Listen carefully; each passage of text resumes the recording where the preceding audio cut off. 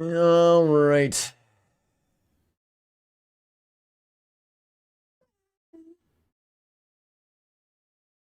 What? Well, we had some games today, didn't we? Was this the longest day of Bingo Brawlers of all time? I'm not sure if it just like felt like it or if it actually was. I was like, holy hell. I feel like those games were very long. And low key, I wouldn't be surprised if not as many people showed up today for match review.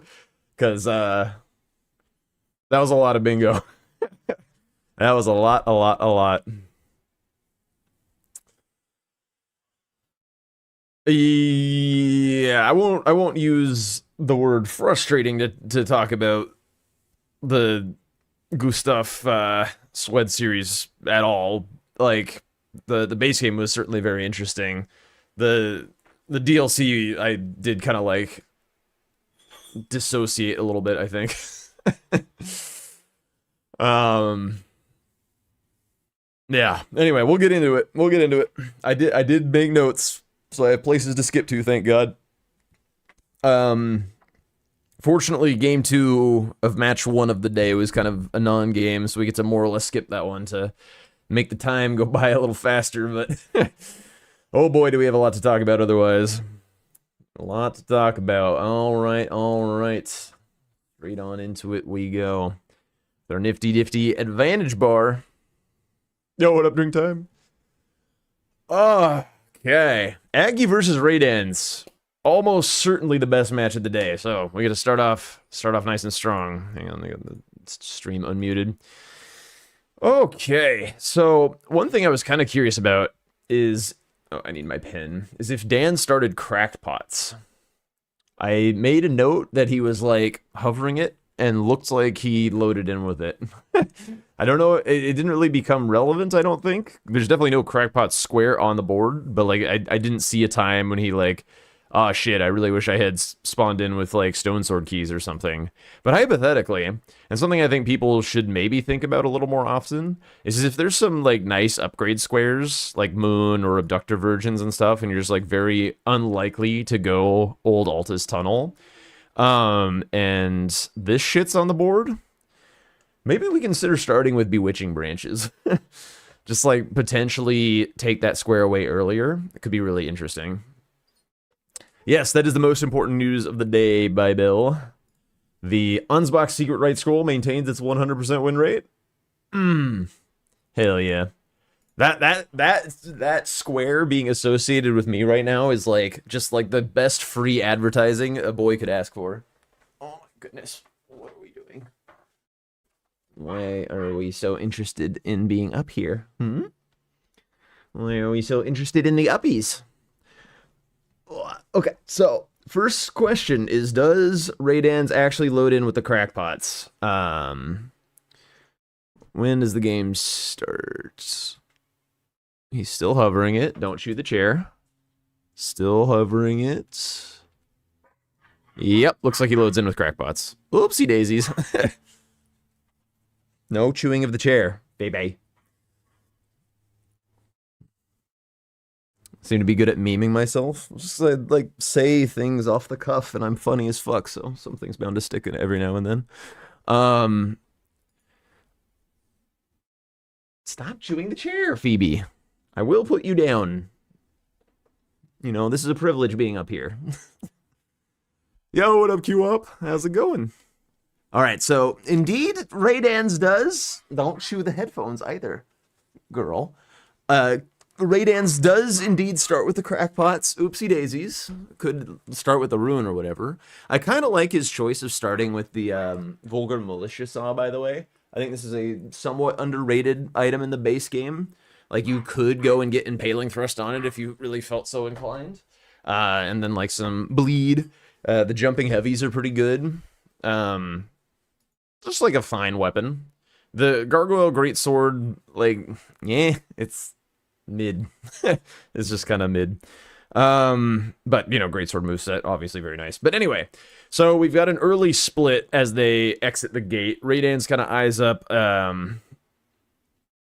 the NPCs, right? I honestly, dude, today was so long, I can't remember like all the shit that happened in these games. Like, usually I like leave kind of like sparse notes to kind of guide me to a moment in the match that I want to talk about, and then like when we get there in context, then I remember what happened and remember what I wanted to say. But today was so fucking long that I'm actually gonna be like forgetting things constantly that I wanted to talk about. They both check Kale, which was interesting. It almost makes me think that, like, Raidens thought Crackpots was on the board or something. Like, maybe he thought the acquire 10 Sacred Flash Charges was acquire 10 Crackpots instead, and, like, that's why he went Kale. But I'm also not sure why Aggie went there. Do you guys hear the dogs outside? Jesus goddamn Christ. Alright, I'm gonna shut my window.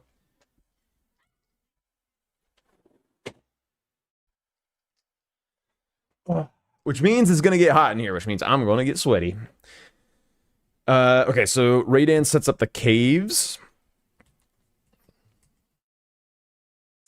So it's kind of like not a terrible idea if you are against somebody that you think is faster than you to kind of like split your early game rush square. Like, oh, there's a couple good ideas. I don't care which one I get, but I want to get one. Like, just do both. Sometimes you get both because the opponent's doing something else, but like, if your opponent is very fast and efficient, like a Tom or something, and is just like doing something super optimally against you, it's just like nice to split so that if you lose the one that they were full sending, then you get the other one and get to, you know, move on with a square. And, you know, maybe it's a little slower than if you had just like full sent the correct one and beat them to it, but like whatever. The spinning slash, not an amazing part of this weapon, but yeah, just the R1s are very nice. Does take out Bach. Aggie setting up for the seals. He started with Claw Mark, which makes this square quite the rush, which is kind of nice.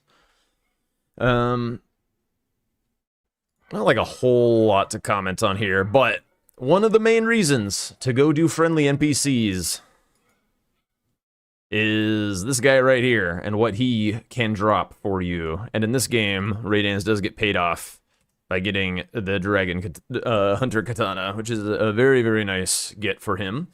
So Aggie is his corner square. Raidens winds up getting both of the rush squares that he kind of split by getting the Bofa Grace. So he gets the diagonal block and 2 squares out of the deal. And, excuse me, Aggie just starts setting up. Which I do like the setup route from him. We've got staves over here. So he gets to either buy it now or come back later. But if he has the grace, he gets to come back later, no problem. So that's all well and good. I believe that's mostly it that's over here. I actually wanted to check if he grabbed the teleporter. It doesn't really matter, actually. Okay, so Raidens gets his caves. Aggie eyes up in early abductor versions. It makes a lot of sense for... Yo, Riva, thank you so much for the sub. Thank you. Is that a fresh tier 1? Thank you so much. I appreciate that. Hell yeah. I really like the decision to go for 3 abductor versions here. There's a couple issues. Like 3 is definitely harder than 2 when you're going in +0. The lightning grease has to do a lot of heavy lifting. And the other thing is because there is this grace, and part of the reason that we're doing this is for the Somber 6 stone up the ladder in the first place. I would have really liked to see him grab a grace before attempting any of this, either the one up at the ladder to begin with and then start doing the abductor virgins, or the one that's like near the opening to this clusterfuck. I think either of those graces would have been really nice, because this is pretty dangerous, and he has to come back either way. Yeah, I don't know. It's very spooky. Also, the abductor version that's nearest to the grace is getting attacked by a bunch of knights. And the way that abductor version poise works is it's like hit based. So each individual hit that the little soldiers do against the abductor version contributes to breaking her poise. So if you're not confident on the fight, you can... I don't know how he gets out of here alive, by the way. Like, that's some crazy shit. like every hit that it does, like you could basically just like sit back on torrent, wait for the soldiers to break the poise of the abductor virgin near the grace, and then once they do, you go in before ripping your grease. So basically, if it's 3 abductor virgins, it's really nice to start with that one, so that if like something weird happens and like you get killed or whatever, then like you haven't ripped your grease yet. So you get that one down, then it's time to rip the grease, and you can actually lead those soldiers over into the next one. So like that can help as well. So those are just some like nice tips for doing this +0, and also like youch. Anyway, Raiden's getting set up here. I do like the Haligtree choice. He's got 2 squares. Now it's time to go get set up, I think. It makes a ton of sense. There's a lot of stuff that uses money on this board. 30 int, Smog 100k. There's a good amount of like value in being upgraded this game. There's Vike, Lanciax, obviously helps with hitless. Gargs is big. Like killing this guy fast is really nice because otherwise that's slow as shit. Haligtree medallion, some capital. So lots of reasons to be upgraded. When you have a square lead, it's like the best time to go do that. So you can smash R1, L1 to get out of the grab faster. Yeah, I never really knew exactly which buttons to smash, so I just kind of smashed the whole controller. But if it's R1, L1, I'll stop abusing the damn thing. All right, and then like while Raidens is getting more money out of the Haligtree, I also equally like Aggie's idea of going and getting a square for his money, a square at a 6 with the moon. Also, it's a 7 as well, so it doesn't have to run as far in Lake of Rot, which is a minor upside, but an upside nonetheless. Obviously, the main reason is getting the square and the money along the way in the 6. Importantly here also, Aggie is dark, so Raidens doesn't really know exactly what to do. So in such a moment, getting like the most efficient money and upgrades is really nice, so that you're avoiding getting sniped and you're just getting like as set up as you possibly can. It also gets him the ability to check round table hold with like a bunch of money and stuff, and just like upgrade, meet whatever weapon requirements for anything that he might find there. Currently doesn't find anything, but Dragon Hunter Katana is still a great one. And the other reason that Haligtree is pretty important for Dragon Hunter Katana in specific is it does require 20 decks to be able to use, which is a fair bit. So like being able to stay competitive on the money usage squares while also meeting his Dragon Hunter Katana requirements does require a lot of cash. So all good with that. And then now that we're a little bit set up on Raidens, going for Wormface makes a lot of sense. Wormface is... where is it on the board? It covers the other diagonal, blocks Aggie's column. And then this Grace is pretty decent for Lanciax and Lightning Sheep. Like, obviously with Sacred Flash charges, it like doesn't hurt to run the other way through Capital Outskirts, but, you know, it's progress nonetheless. Yo, thank you for the follow, Purple War. Welcome on in. Can't remember if his Wormface goes very smoothly. One thing that I noted about Raidens and his usage of great katanas is he does a lot of these jumping R1s, which is like the horizontal slash rather than like the vertical slash. The jumping heavies on the great katanas are very, very good. Yeah, he does one there, and that's like the only one that I ever see him do, I think. The rest of the time, trying to Ash War his head is very cute. I like the idea. I was kind of surprised it didn't do more damage, but... It looked like he kind of rolled and hit the rock, like he was trying to roll like past the smash area, but mistimes the roll a little bit and bumps into the rock ledge and doesn't get the distance he needs to avoid the smash. So I think he dies a couple times here. It's just Wormface things. It fucking happens. He's also not like super upgraded. Does get it eventually. There we go.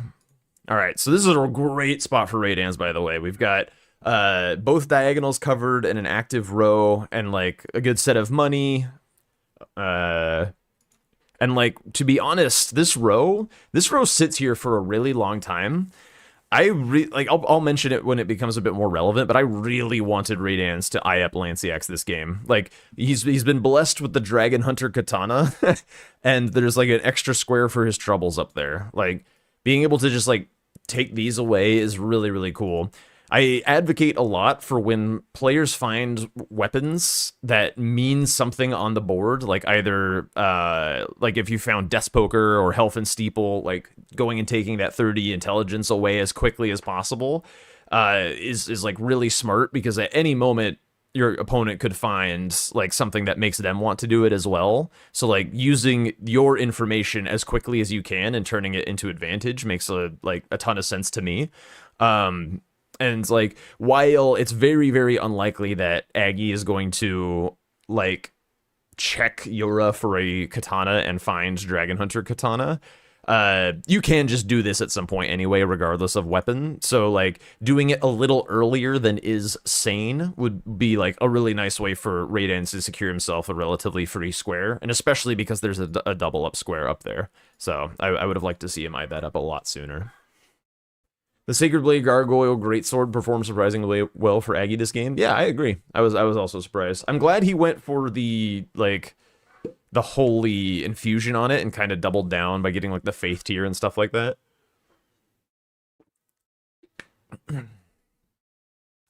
Loved Domo flaming the heck out of both Sweat and Gustaf for their setup in the DLC. Oh, we'll get there.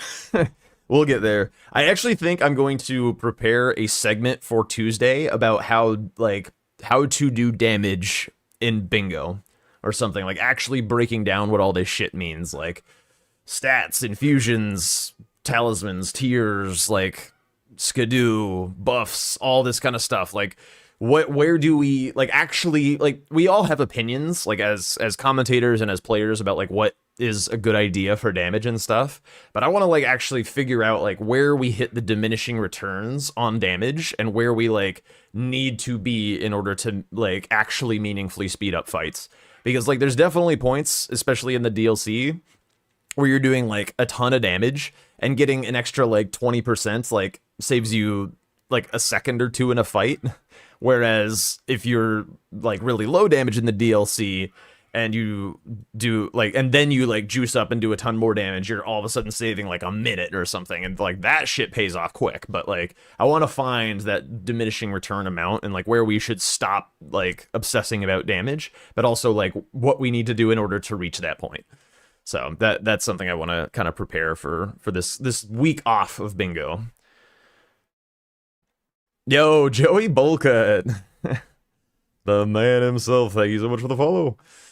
All right, I quite like the decision for Raidens to do hitless here. There is some capital squares. There's some synergy with this money that he's about to get. There's gargoyles. All of this makes a lot of sense. Crucible Misbegotten Duo, gold free.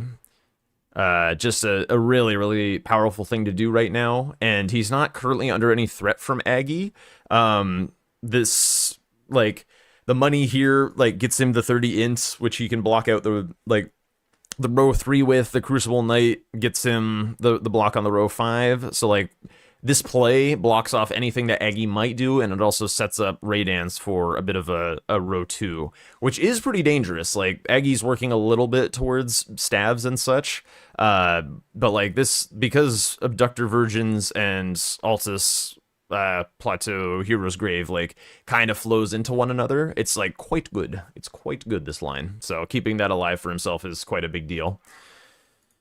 One thing that I've noticed, by the way, is when a lot of players, like, just barely miss the stat dump that they're looking for, their brain kind of breaks, and they stop playing the game the way they wanted to, and are just like, where do I get my last few dollars? And, like, if the square is incredibly important, I get it, but if it's not, just, like, keep doing what you're doing. You'll get there eventually for the last couple points. Like, here he levels, gets to, like, 27, cancels leveling up, and I can't remember exactly what he does. He should probably kill Alexander here to get the Dragon Wound Slash upgraded. Cracks some extra money. He's, like, this is what I mean by, like, brain breaking. Like, you're not going to get enough from those runes to get 3 levels at that level, I don't think. He gets up to 29, it looks like.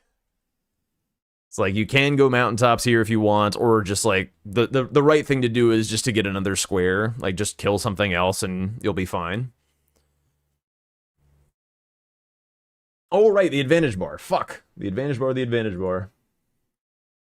The advantage bar is, like, here right now, I would say. 4 to 2, both diags covered, 2 active line threats. Yeah, it's pretty nicely in Raiden's favor. Aggie does have access to a higher upgrade level. Yo, what up, Hyperion? But I think Raiden's in a really nice spot this game. Goes and grabs the lightning grease, and then this is kind of where Aggie like gets back into the game, because right now it looks like Raidens could definitely run away with it.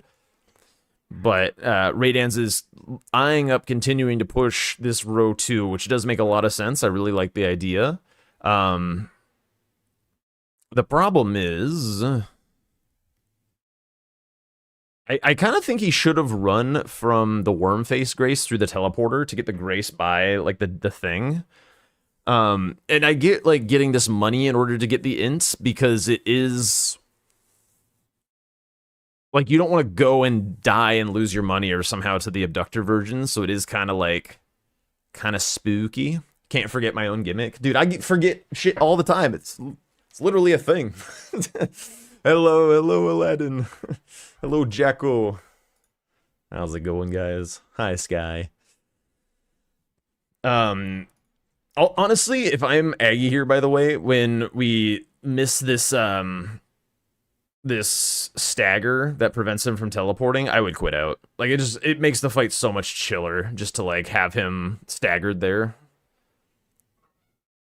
But, you know, because like, oh man, he's at like 1-shot range from the big skeleton and stuff. It's just got to be like super careful and play the fight much more slowly. He does have Sacred Blade, so I don't know how he doesn't die to some of this shit, to be honest, but that do be why he's Aggie.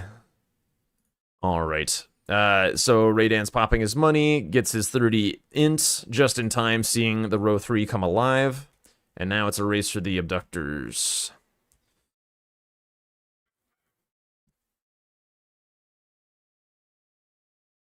Oh yeah, what happens here? So Raiden's kind of runs to the side and quits out? What is this for?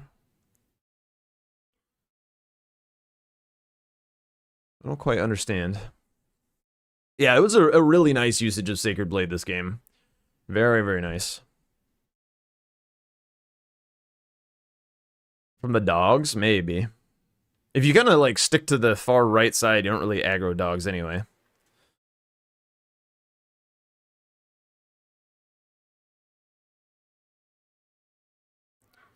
Yeah, I mean, Raidens is doing a pretty good job. The Sacred Blade from distance, though, is like really helping Aggie out.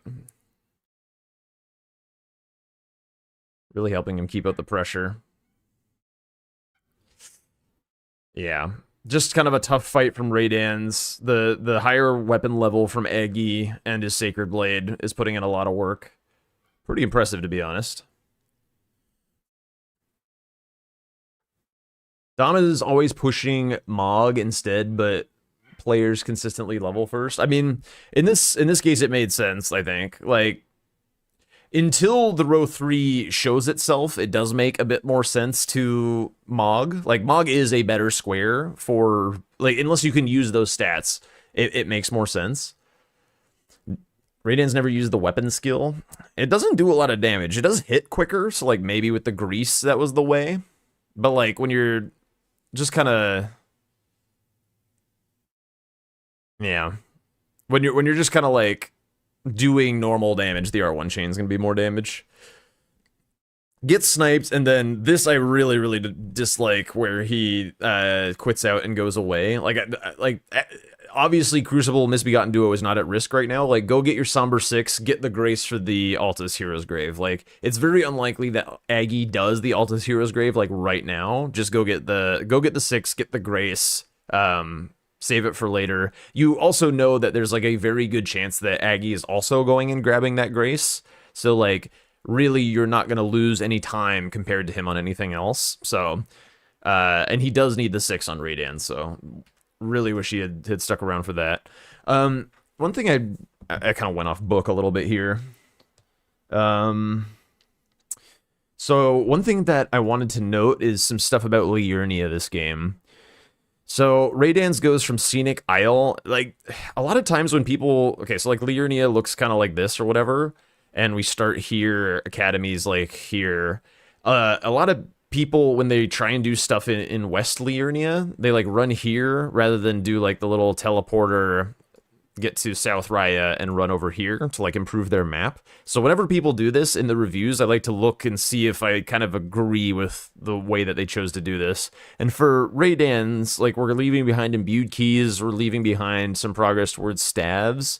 We're getting access to like sort of the Haligtree half. When we get this grace, there was a closer grace to get. We're going for the putrid avatar. One thing that I was really hoping would come up is that there's a catacomb right under this, this Erdtree avatar. There's a catacomb right under this Erdtree avatar that's like one of the fastest catacombs in the game once you actually run over there. Like it's super, super quick to do.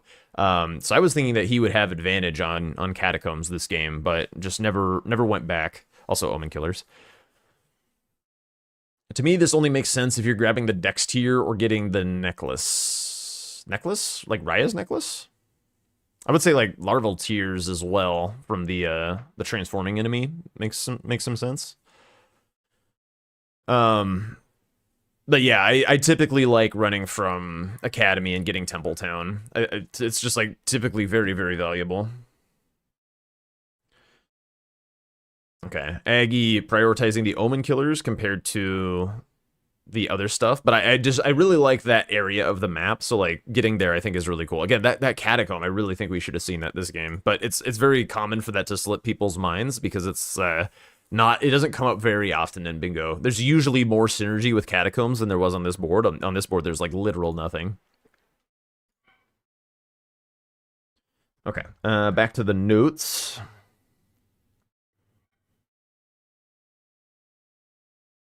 I wrote at 33 minutes, I like Dan doing this for money, comma, ordering, though.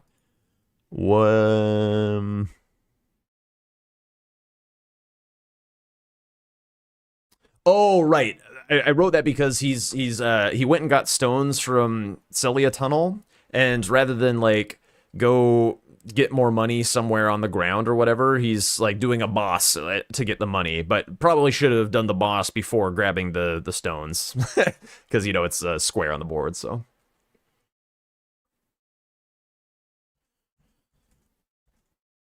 get through that. So we trade Omen Killer for Crucible Duo here, and then let's check in with our advantage bar, I think, because at this point Aggie has had a snipe on Raidens. He's gotten a few more corner squares, so blocking out more unique lines. He has a column 4 available for himself now. Dan still has the row 3, but his row 2 is gone. So I think like at this point, at this 5-5, about to be 6-5, we're like pretty damn equalized. And Aggie maybe has like a little better weapon, especially now that he's going to set up. So like, I don't know. I think we're right about in coin flip mode, I would say. I don't really think either player has like a huge advantage right now. The column 2 is good. The row 1 is also pretty good. Like, and when I say good, I mean like looming threats that, you know, put a little bit of mental pressure on your opponents. All right, so Crucible Misbegotten Duo for Dan here. Goes to finish his upgrades. Really like that.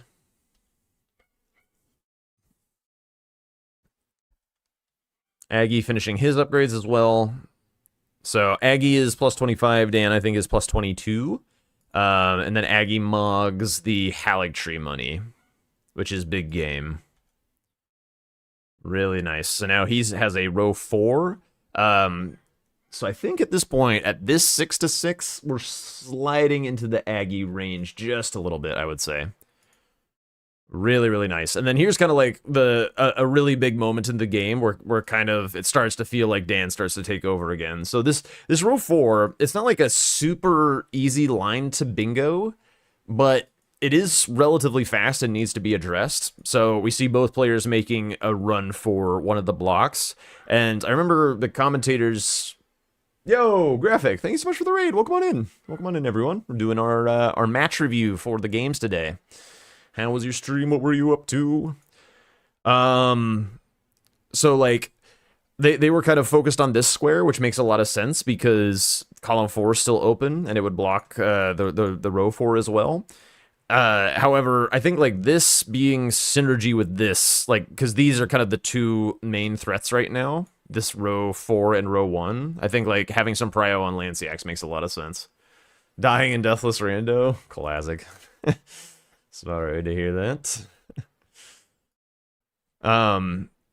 So yeah, Aggie actually beats him to the Ash, but goes out of his way to grab the Sacred Tier, which I think once you have a +1 flask, like +2 is still really, really good. It's still really, really nice, but it's not like that important on this board, perhaps. Like, I guess Nile is kind of the main reason to have it, this square down here.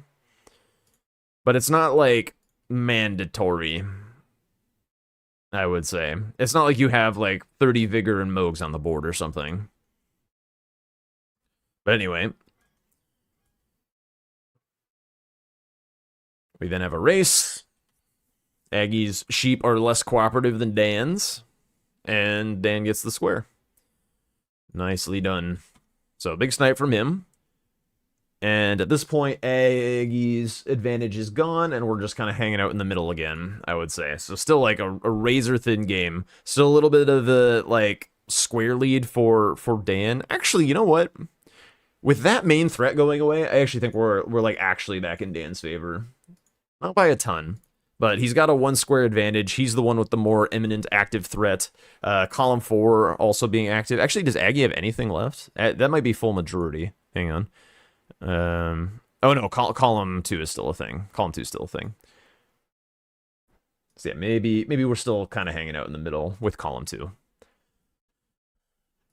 Yeah, this was a great base game. This was a great base game match. Really, really impressed with Dan, by the way. Like, Aggie's been playing base game bingo for a really long time, and like, he really, really knows base game bingo. And for Dan to come in first season and to be able to put up a show like this against Aggie, like, good fucking god, dude. Really, really big props. Really good job. Yeah, definitely stars. Also had to get a little lucky. Had to get a little lucky as well. Little lucky. Okay, so Aggie going for the other imbued key here. Block on the column 4 makes some sense. Dan going for Vike makes a lot of sense. I would say that, like, after Vike, I'm 100% doing Lanciax if I'm Vike, or if I'm Raidens here. Like, just no thought given, 100%. I may even like try to send the line a little, because again, Catacombs being so bad, it's almost impossible that Aggie's done any. Yo, England, thanks so much for the bits. Appreciate it. Because Catacombs are bad, there's almost zero chance that Aggie has done any, and Raidens has the grace by that one fast Catacomb that I mentioned earlier. So I legitimately think that this could have been a bingo line. With the advantage of Dragon Hunter Katana on Lanciax, and like, if you get sniped on Catacombs, like, it's not like it's gonna trigger a snowball effect, like if you did send the line. So like, I don't think it really ruins the game all that much, even if you don't pull it off. Like, if I don't know, I think it would have been, good.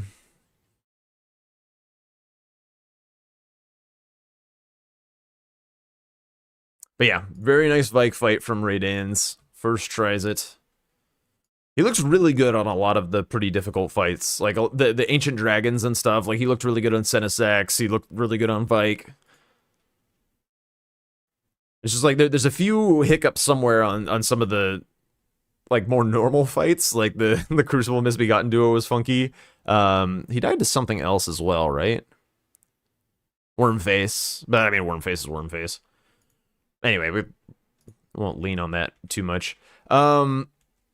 Chooses to go finish off Sacred Flask charges. It does make some sense, but again, I think, like, I mean, Aggie's damage looked nice on Senesax, but I'm pretty sure the Dragon Katana would have cooked even harder. Like, just the bonus dragon damage, being able to Ash Vor the head, having access to pierce attacks, like, that would have been sick. Also, this Ash right here, this Ashavor, like, look at this shit. After Aggie loads back in, look at the direction that this thing just, like, points and just magically hits. Like, it's just, like, off camera, and it just nails him in the head. Like, what the hell?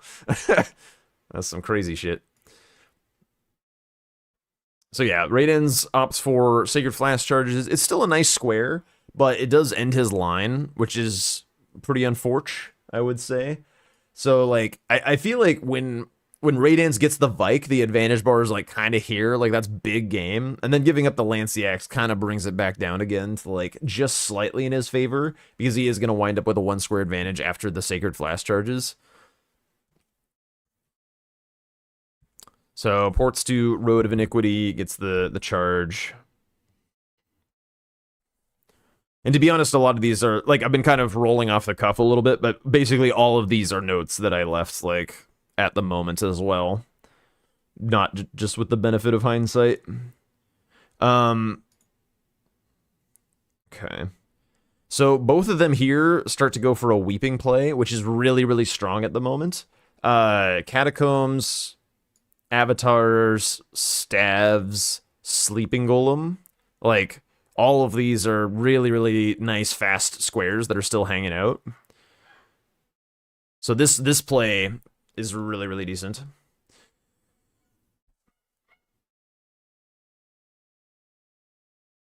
I feel like he wasted time by not getting Outer Wall Battleground Grace and went straight to the Lanciax. You mean Aggie? Aggie did that? Or no, wait. When he was running for the Lightning Ram Ash? Dan. Oh, he didn't grab the Grace to come back for Capital later. Oh, okay, I see what you're saying. Yeah, that's a fair point. Okay, so Dan gets his 1 square advantage with the Sacred Flash charges. Aggie grabs the Grace in the Catacomb. Dan doesn't, which is probably a mistake. It might win him Sleeping Golem in this instance, but I feel like that was not the correct play. With the benefit of the bird's eye view, we can tell that it like maybe won him Sleeping Golem, but also it's pretty surprising how much like this holy damage is doing to this Erdtree. Jesus, Aggie just like nearly getting smoked by the frickin' Golden Land. Dan's also like slow riding for a little bit while he's scrolling up on the square, which gives Aggie a little bit of a head start. I mean, this is like a super crazy race, by the way.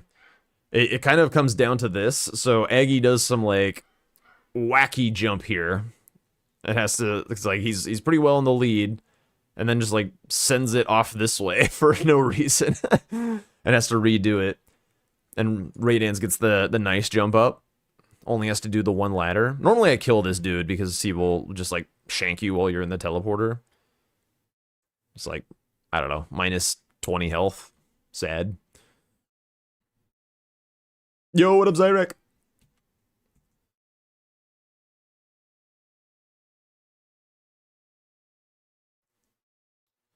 How was Aggie's damage? Like, was he gonna 2-cycle it? Probably, right? Yeah, definitely. 100%. Yep. Dom losing his mind a little bit. Oh, God. Clears the trap debuff, gets out. He was thinking about going to the hero's grave. I like that he didn't. I feel like a good intuition could have been like, I'm gonna now use this moment to prep this Grace. But one of the things is like, when you know that your opponent has this Grace prepped, the worst thing to do is to start doing that square immediately after marking another square. Because anytime that you send information to your opponent, it triggers a potential pivot. So if like Aggie was working on Catacombs or something, and you mark the Sleeping Golem, Aggie could be like, okay, I'm gonna use this as my moment to go close out on this square, warps back to that Grace that you don't have, and then beats you to it. So that could be like a really bad snipe. So instead, like, if you want to make up the progress on that, like, do it now, then go work on something else, and then when you, like, mark another square, then you can trigger a race where you port first to the same Grace, and then maybe you're the one who triggers the snipe. So, like, that's kind of, like, the nice, safe way to go about trying to steal something, rather than full sending it after a mark when you might trigger your opponent to go claim it. At this point, Raidens probably could have jumped down and done the Catacomb just to like split a little progress, save themselves some ports for later, but he just really isn't interested in this square right now. Oh yeah, having the little bit of a skip issue as well. At a certain point, it starts to become like, when are we going capital? Because capital is really powerful because whoever gets there first just kind of like gets to mop up hypothetically. And there's like these two squares in the capital. So like Raidens could be like, I want to get to 11 and then go capital. But hypothetically, he could just like start capital now, get to 12 through the capital, and then just trust that there's something fast to clean up. Uh, like Goldfree in particular is one of the fastest capital squares. You could just like go Goldfree first and then start like splitting some progress on the remainder. Instead, he fulfills Dom's wet dreams and goes and kills the consecrated avatar, which is all well and good, but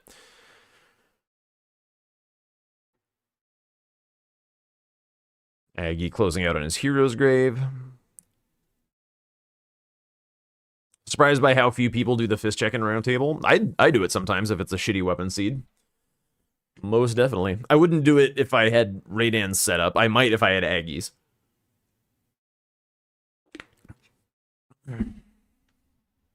The skip to the catacomb is not trivial. The one under the Erdtree avatar, you don't even need to do the like crazy skip. You can just like, it's not that crazy to just like run down there. Still a very fast run.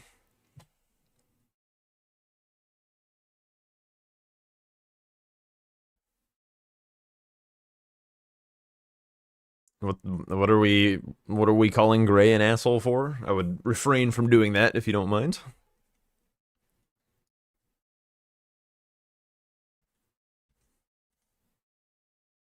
Okay, so it's kind of in this late game where Raidens like has just a couple deaths that start to like tick away at his lead. So it's like every death just kind of like slides the advantage bar towards Aggie's side. Saying it with love, fair enough.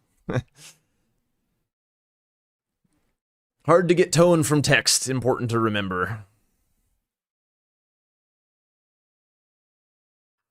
Also, as a note, if he wanted to do a fourth avatar, like, yeah, this one's cool for the Thorny tier and the ton of money that it gives or whatever, but the Mountaintops avatar, the splitting one, is like right next to the Grace. It's like very fast to get to, so I often choose that one as my fourth. Also, still gives a good amount of money. Do I know Keijuro's version? I don't know who that is, and probably not. I just know the one that you do for like French challenge, where you just like jump off the little rocks after the avatar, and it's like super safe and like pretty fast still. Yeah, okay.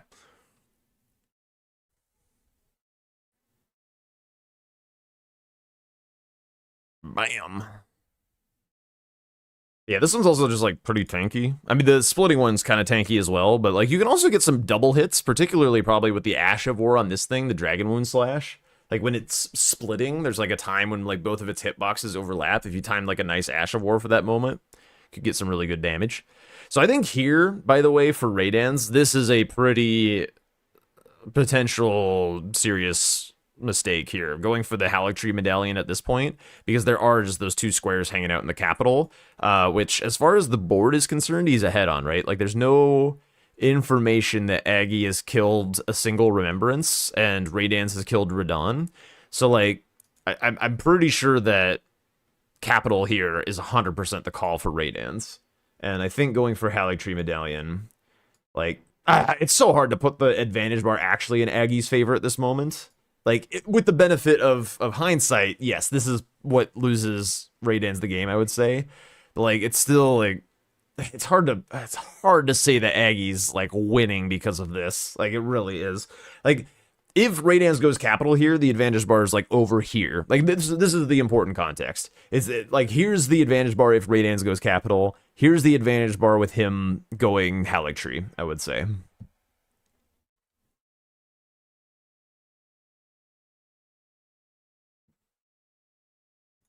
I left a note that I was kind of like begging him to like split on like the catacombs or something. If he's not gonna go, like if he's going to ignore capital, like you have to have a couple catacombs, I think.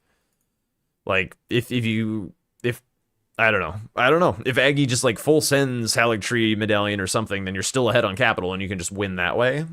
So, like, kind of no reason to full send the Haligtree Medallion here. If Dan didn't have an incident at Nile, it would have been fine. It might have been fine. It might have. It was like the incidents cost for sure, but it's hard to know like exactly how much. Like,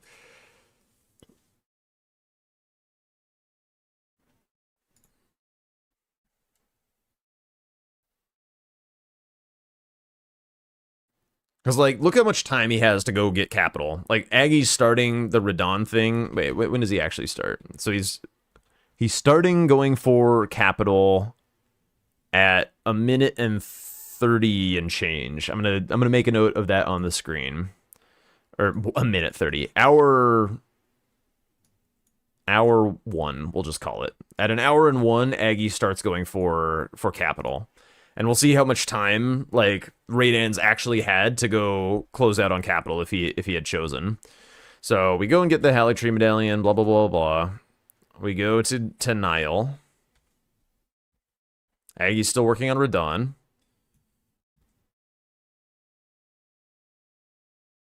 Okay, we're in the Nile fight.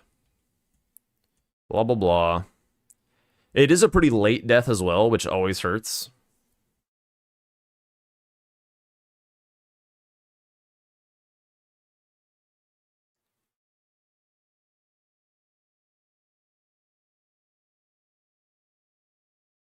Not a huge fan of the way he dodges that, but that's fine. I think it gets him into trouble later, actually. I think that's the way he dies on this attempt. Piercing attacks doing more damage against Nile. This rhythm is really nice. He's doing a really nice job here. Now, Raidens only has +0 flasks, so he's having a problem with staying healthy. Yeah, it keeps getting him, like, smacked the way that he dodges that move in particular. Backs off for the Storm Stomp. Very normal. Doesn't happen, which is weird, but... Nice punish using Dragon Wound. This was some kind of bullshit, actually. That was a little bit of a weird interaction. Yeah, just a little bit... little bit aggro. Actually, hang on. I want to know how much time he lost to that death as well. Okay, support's here at 103-ish. 3 dies at 107, essentially.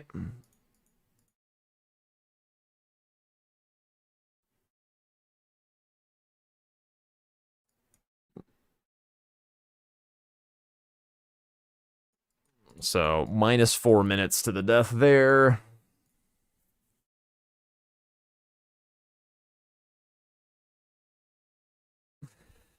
Skip issue. Another skip issue. Okay, so with the skip issues as well, we're looking at 7 minutes? Is that... No, he's 103. So 5 minutes. -5 minutes for Raidens. Aggie, meanwhile, still just pressing capital.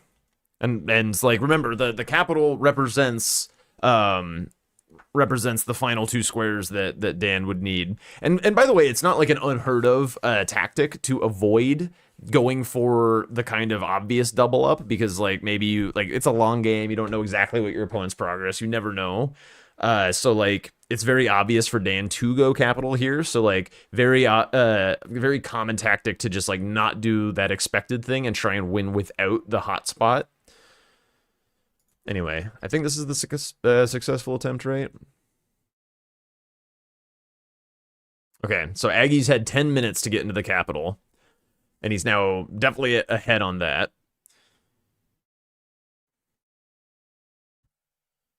Dan completes the Haligtree Medallion, and Aggie's in a nice position to pivot as well.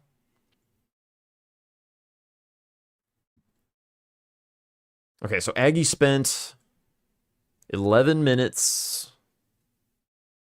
of capital progress. So he's plus 11 on Dan going for capital. Dan's lost 5 minutes to dying. Goes and blasts through Stormveil. So he's catching up on the plus 11 that Aggie's already put in. Aggie has to like backtrack and kill the gargoyles and such. And then we have another little death on DTS as well that costs us some time on Dan. So roughly 18, we'll call it. Okay, that doesn't really waste all that much. Just like 1 minute of death or less because he died right at the start. Unless he dies again. Does he die again? No. Okay, so not a huge amount.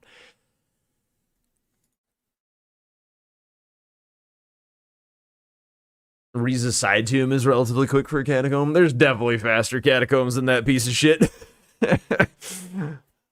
It's like relatively quick, but there are definitely faster ones.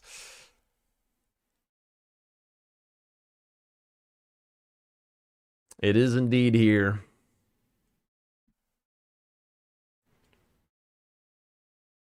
I'd be much more inclined to do it in Rando, where you don't have to deal with like the pots and stuff and like the imps. Like the imps and pots in that catacomb are awful. Oh yeah, he was going Valiant Gargs, wasn't he?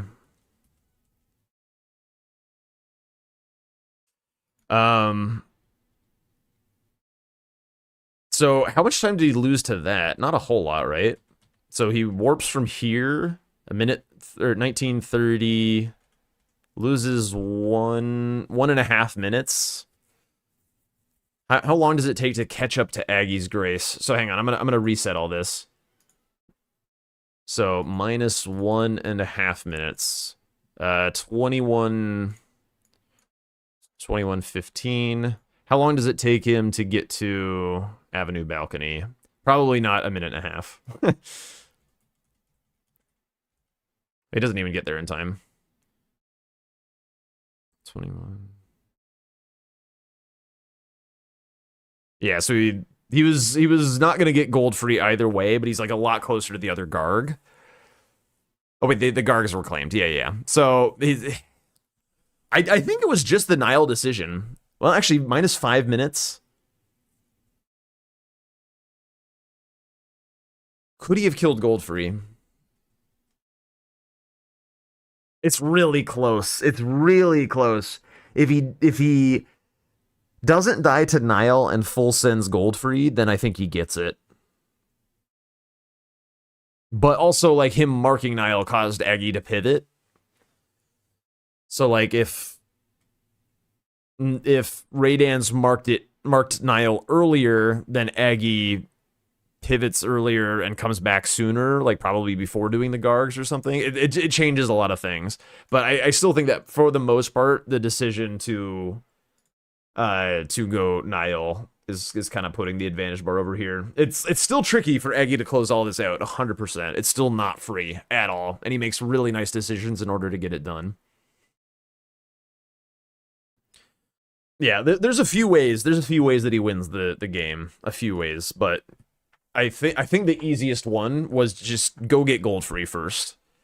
Go to capital, get to 12. You definitely scare Aggie into gargoyles at that point. You can either race him on it or split gargoyles and catacombs, and from there you probably win the game. I think just like get to gold free as quick as you can. It makes your game easier from there. But anyway, very nicely played by both players, like legitimately. This was a really sick game. They both did a very, very nice job. There's not really like even a whole lot of like overarching lessons or whatever to learn from this game. Like they just both played it really well. I think like the main like one that is kind of a through line in the way that I like to recommend players play is like if you find Dragon Hunter Katana and you have this grace, just kill Lanciax. Just kill Lanciax. It's in a line that you still have available. You have a weapon advantage on it, almost certainly. Just do it. That's kind of the main one. Also, don't do Nile with +0 flasks. Yeah.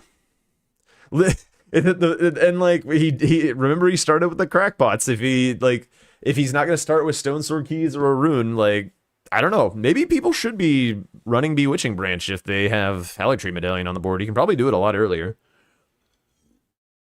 Yeah, there was also some...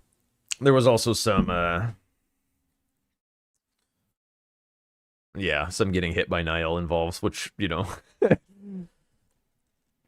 But dude, like, holy shit. I could not possibly play like this at 3 to 6 a.m. or whatever the fuck time that he's playing. Unreal. Did he change the keys at the beginning? No. I mean, I can back up. I'm pretty sure he loaded him with the crackpots. Still crackpots, still crackpots, still crackpots, still crackpots. Oh shit, he did change it the last possible second. Fuck! Alright, whatever. Well, he didn't use any of those keys. He changed it very, very quickly. Anyway, game number 2.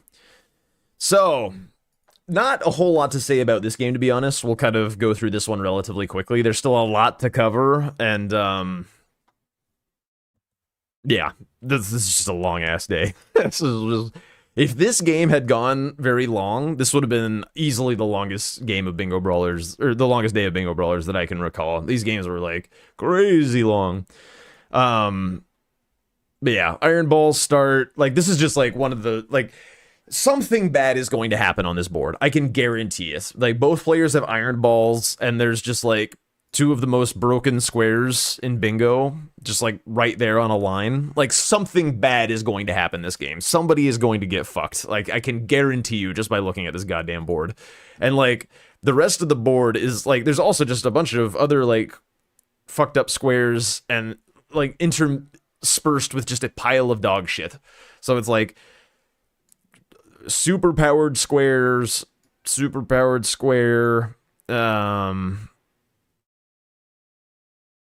I mean, kinda, sorta, sometimes ADM. This one's a pretty powerful square. And then, like, this one sometimes is a powerful square, the status effects.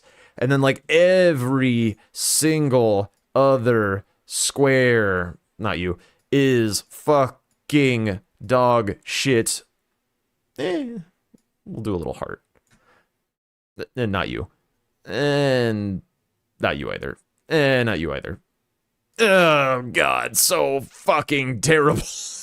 Like all of these like check marks are just like some of the like most painful squares to have to do in the DLC. And then we've got like just a tiny pile of like, holy shit, these squares are sick. And then just like a few stragglers that are kind of like, not so bad. But like, this board is just a disaster waiting to happen. Somebody is going to get absolutely blasted by something in the early game. Like, I can just tell. Like, I mean, obviously, we know that it does indeed happen, but, like, this board. Anyway, so, advantage bar nice and even. We're running.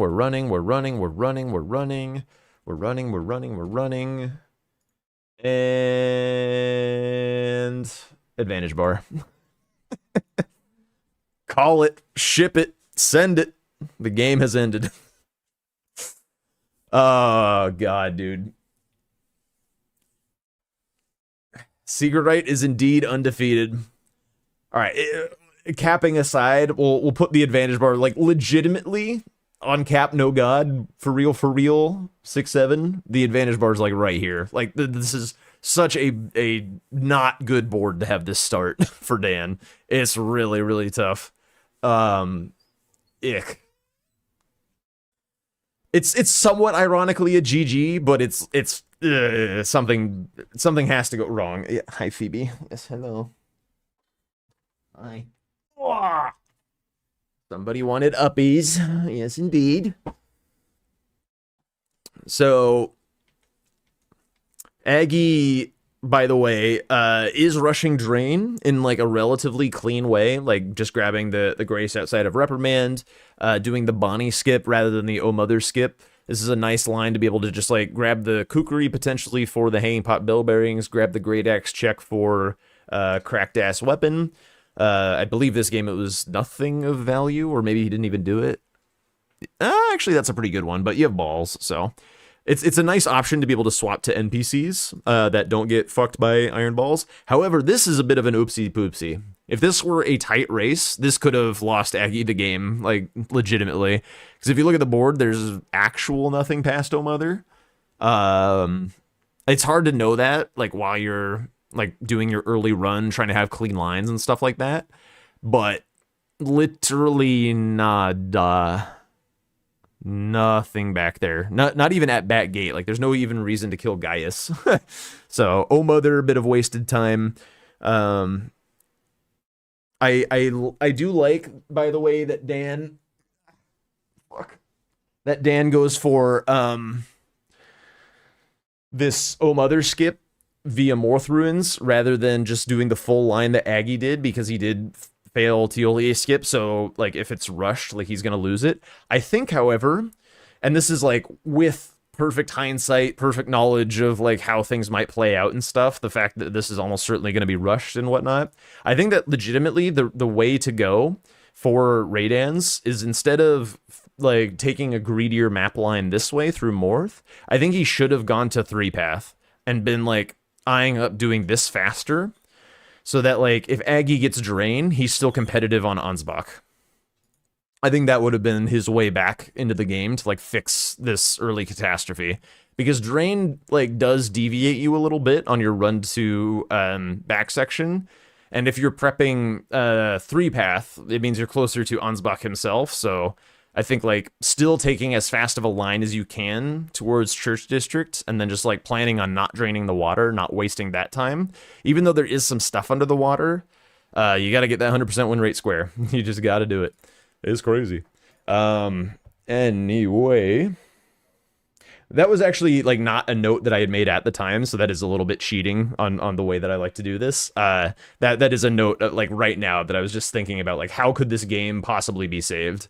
So like it's not something that I would expect a player to come up with in the moment, because I didn't write it down in the moment.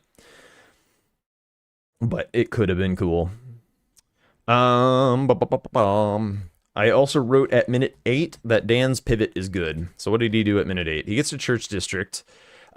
He does see that because he did what he did, he's going to be in big trouble on this line, because of when Aggie marked to drain, he doesn't have a grace towards Ansbach, and he knows that Aggie is going to be in back section faster than he is. Therefore, this line is 5 alarm fire. So it makes 100% sense to go get a weapon set up. He has the Morth Ruins Grace, so he can do Hippo from front side if he wishes. So like not committing further to Shadowkeep, getting the block that he needs makes a lot of sense.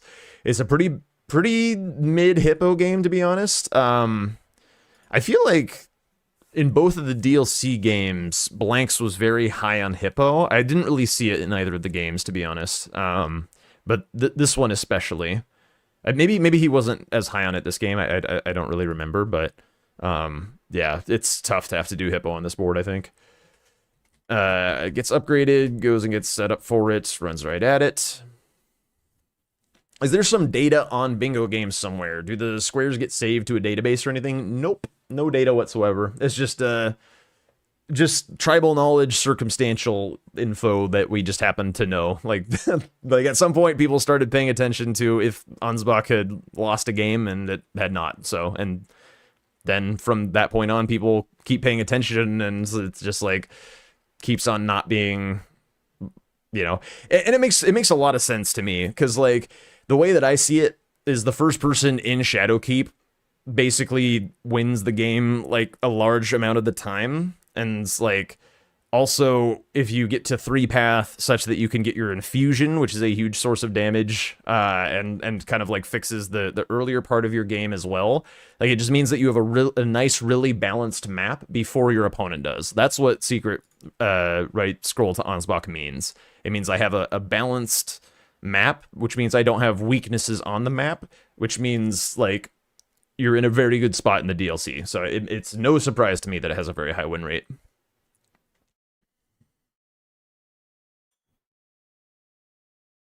All right, so does the Hippo here. Aggie claims Ansbach. So we block the line. But unsurprisingly, Aggie marked both those squares. I would say he's in a banging shape. Is, I believe, all upgraded and ready to go. And then there's an ADM race. Let's see what to say about this.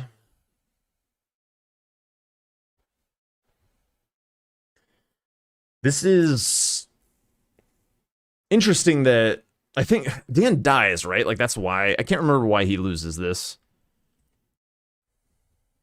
Because he is ahead, but Aggie has a Frost Grease. And, like, technically has the buffs as well, but, like... Flame Grant Me Strength is kind of nice because of the stamina regen. The Frost Grease is more important, I would say. It's just like a bigger overall damage boost than Flame Grant Me Strength. Nice job staying super aggressive. Although I think Aggie isn't doing the block cancel. He's just kind of doing the R1 chain. Oh, yeah, Dan... I forgot. Dan, like, face plants this thing. What happens? I feel like... Okay, hang on. I'm going to make a prediction. I think he, like, runs at ADM and tries to hit him rather than roll. I don't know if we'll be able to see it, though. So rolls that one, does another one. And I think he was trying to hit him and just, like, didn't do it in time. You can't really see. It's just too bright.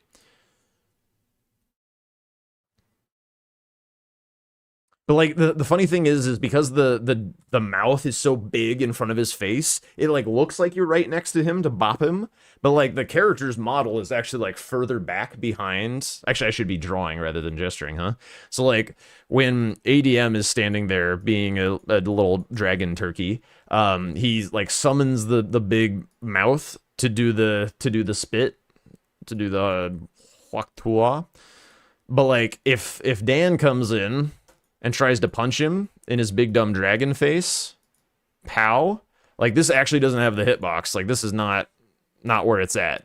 So, like, he would just, like, whiff him instead of, like, actually hit him to cancel. Anyway, beautiful drawings. Gets the point across quite nicely. No notes. Aggie still might have won the race. Potentially. I believe he gets a heel skip and stuff as well. Or does he? He has a really nice fight for not doing the block cancel. Phoebe, stop eating the sound panels. Yeah, gets that one. Dan, poor Dan, advantage bar. So basically it's just like the number of... a lot of the times, like, you can kind of figure out who's advantaged in the DLC by, like, the number of fucked up squares that they mark. So, like... Aggie currently has, like, we could do, like, a running tier list or whatever of squares. Like, there's the S tier, A tier, B tier. Aggie's got, like, 2 S tier squares, whereas Dan has, like, 1 B tier square. So, and also, I guess ADM is kind of an A tier square. So, like, Aggie's advantage bar is, like, way over here. I'm going to leave this on board and see how long this analogy works for. For a little bit. Yeah, you cancel the R1 sequence with the block. So you do like bop bop, and then you like hold up to block, bop bop, hold the block, bop bop, hold the block, bop bop, and then you just like keep him looped for as long as you have stamina. It's kind of like a build your own wild strikes. We have wild strikes at home. Okay, Dan fixing his map, getting to 3-path. Which, did I leave a note about this? Because I feel like it's weird.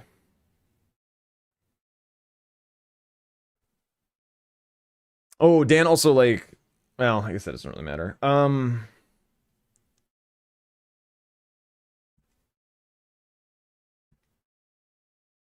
Yeah, so, okay, I was...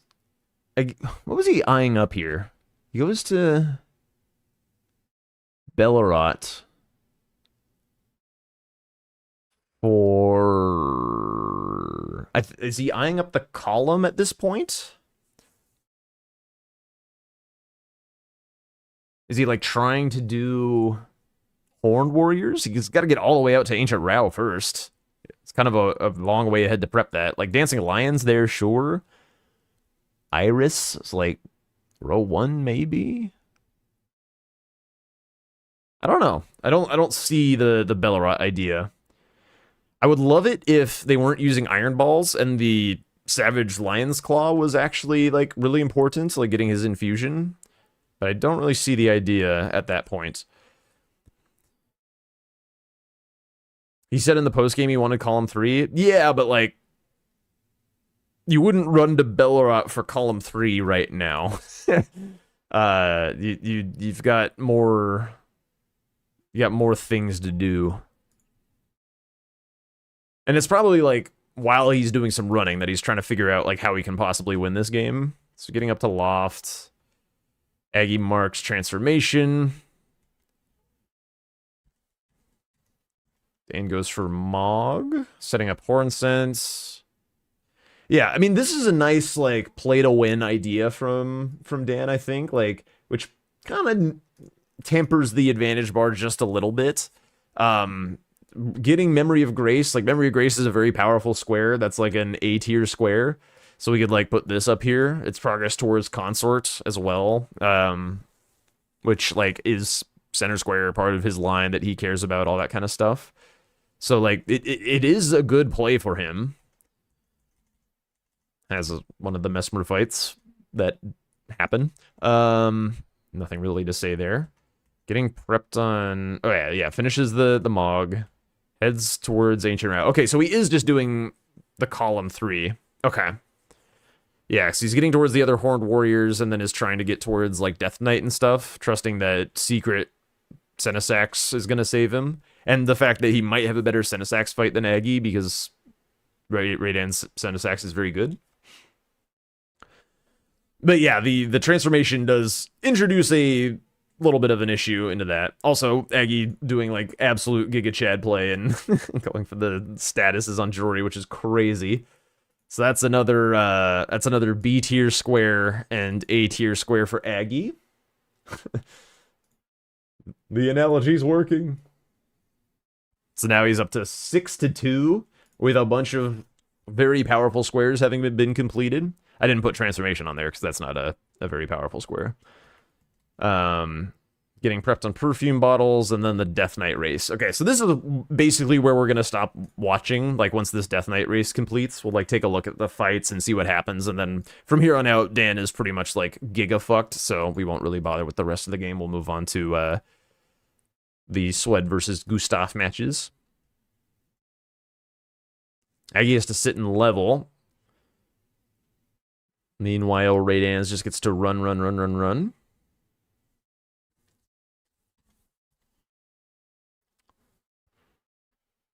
Let's see how much ahead he is. By the way, whoa, shit. By the way, if you do not have a grease for your weapon, this guy right here is a lightning grease, one of the DLC ones. That's pretty good. Like, obviously, lightning grease is kind of whatever against Death Knight, but it like literally is just more damage than you would otherwise deal. You can like put it on the elevator. It takes no time whatsoever. So grabbing that is quite nice. Okay, so Raidens enters the fight at roughly 38 minutes. So let's see the time difference between them.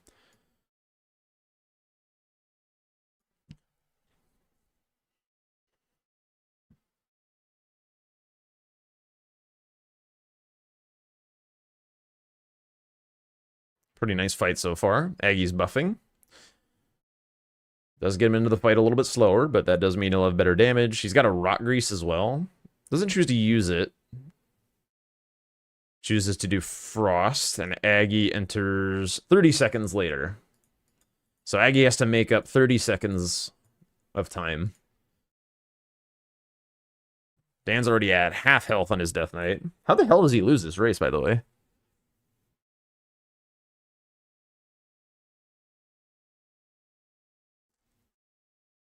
A little bit of stalling. Oh, right. This kind of fucks him up a little bit. Gets like giga hit here. Just kind of starts getting juggled a little bit. But he's still ahead. Very aggressive roll. Whiffs on the charge R2, which is annoying. He didn't allow his character to rotate first before charging it, and therefore didn't have any range. Aggie staggers out of the Giga Charge attack. That's probably what makes up the biggest time difference, because that's a lot of stalling. The frost proc came through as well.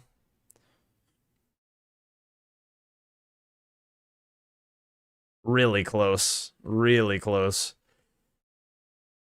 But yeah, that'll put her away. That'll put her away for sure. Yeah, it's just like it was a combination of more damage and Aggie getting the interrupt on the big spin. That kind of puts the fight out of reach. All right, let's go on to the next game. Just a board, just a board problem if we're being real. Anyway, well done to Aggie. Obviously, the game like kind of feels free when like there's a bunch of tier 1 rush squares to go get and your opponent has a skip issue.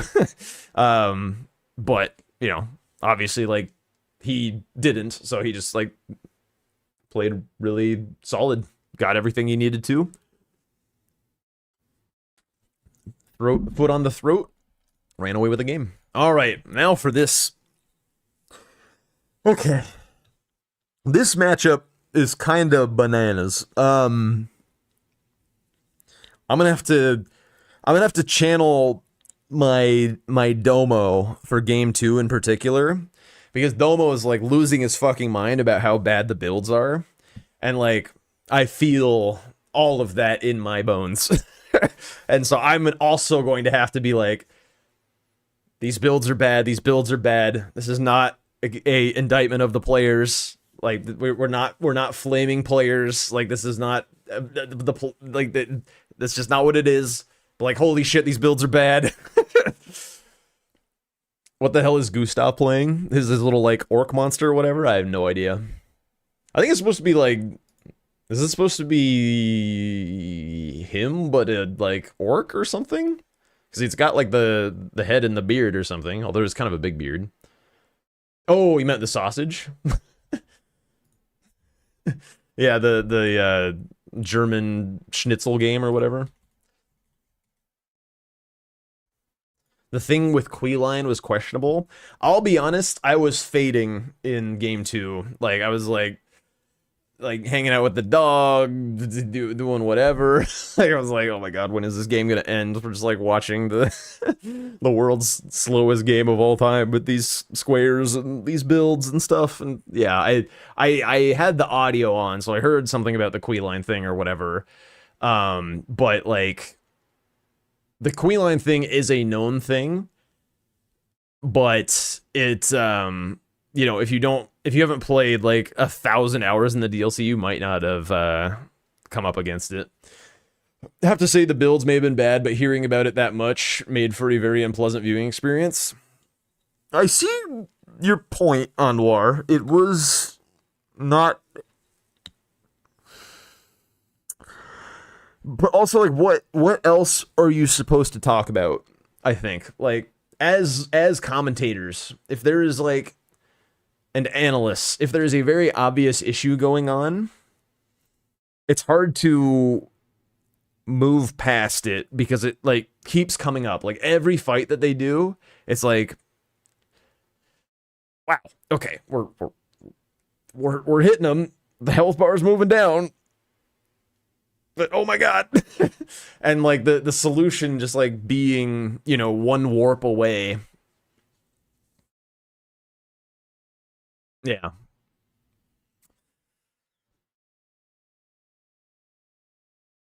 It's funny for Domo to say that after laying into them for 5 minutes. Yeah, I mean, it's tough. Like, you do have to, like, it's super important to keep the vibes good. Like, we are not here to be like criticize. I think he phrased it really nicely when he was talking about it. It's like, we're not here to criticize players. Like, it may be like stressing us out or like infuriating to look at because like we know that the solution is just like right there. But also it's like the commentary is like, guys, if you watch this back, please, please, please, please, there's ways to fix this. It doesn't have to be this way. Domo's friends with them. You're allowed to trash talk your friends. Rando's doing it is just offensive. Yes. I Domo's also made a point of like that when we are representing bingo brawlers, like even me right here, right now, it's important to set the right tone for the community to know how it's okay for them to talk about the players and stuff.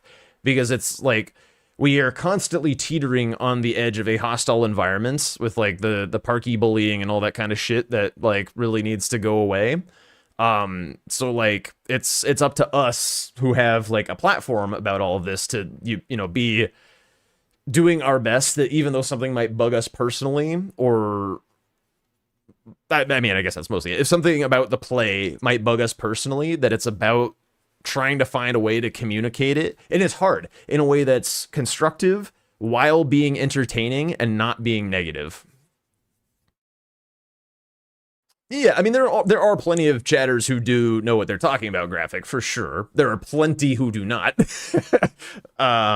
So like, but yeah, like it's too hard to communicate the idea of like, you need to have gained permission to be able to flame someone. Like it's too hard to communicate that to the masses. So it's better to just like set an example. That's why you said, oh yeah, fair. It's better to just set an example the best you can. Like I'm not perfect at it by a long stretch. Like I really like getting into the weeds and being critical about like how things could go differently, how people could improve. That's the whole kind of point of this segment. But like sometimes I get a little lost in like the like focusing on the technology and like talking about what could be done or whatever. And like I'm not paying attention to my language and I let it slip into like a set of prose that is a bit more like critical rather than constructive. So that's something that I have to like keep an eye on myself like all the time. And like I don't always do a perfect job at it, and I'm trying to work on it. And so I see Domo like doing the same thing like in the live broadcast and stuff, and I'm like, it's hard. Like I see him struggling with it as well. So it makes me feel like, you know, we're all in the same boat. We're trying to like deliver like both commentary, criticism, entertainment, while also like we're here at the end of the day to celebrate bingo, to lift up everybody who's choosing to participate in this competition, putting themselves out there. They like not everyone is on the same starting point in terms of like their knowledge and their like being in on the tech and stuff like that. Like it takes a lot of knowledge and like just being around the scene and stuff to pick up on all that. Yo, what up, Gustaf? Well done today. We're about to watch your matches. Well done, dude. Hell yeah. Thanks for stopping in. Appreciate that. But yeah, anyway, end of pontificating about the the criticism of like, you know, builds and stuff. Like we'll mention it and we'll go into what could be done better and stuff. Did not expect to not be destroyed. Yeah, this was an exciting game. You stepped up in a big way today. That was really cool to see. But we'll get to game 2. And it was like, yeah, oh my god, game 2. We'll get there. It's all good. Did I notice the most important thing in the match was that Luigi became Mario? I guess Luigi's the big dick player this time around, huh? Yeah, exactly. Luigi better than Mario, confirmed. Although, for Roman, it did not work that way. For Roman, he couldn't hitless Gaius with the Luigi outfit on, and he had to shed that shit. So, it's a little different for everyone. Alright. Let's see. Okay, so the game starts. Swed immediately goes for Lake of Rot to get the rot grease. Like, I think Tom mentioned it in chat or something, but he's like, Swed is going to see this, and he's going to see red, and he's not going to be seeing anything else on the board.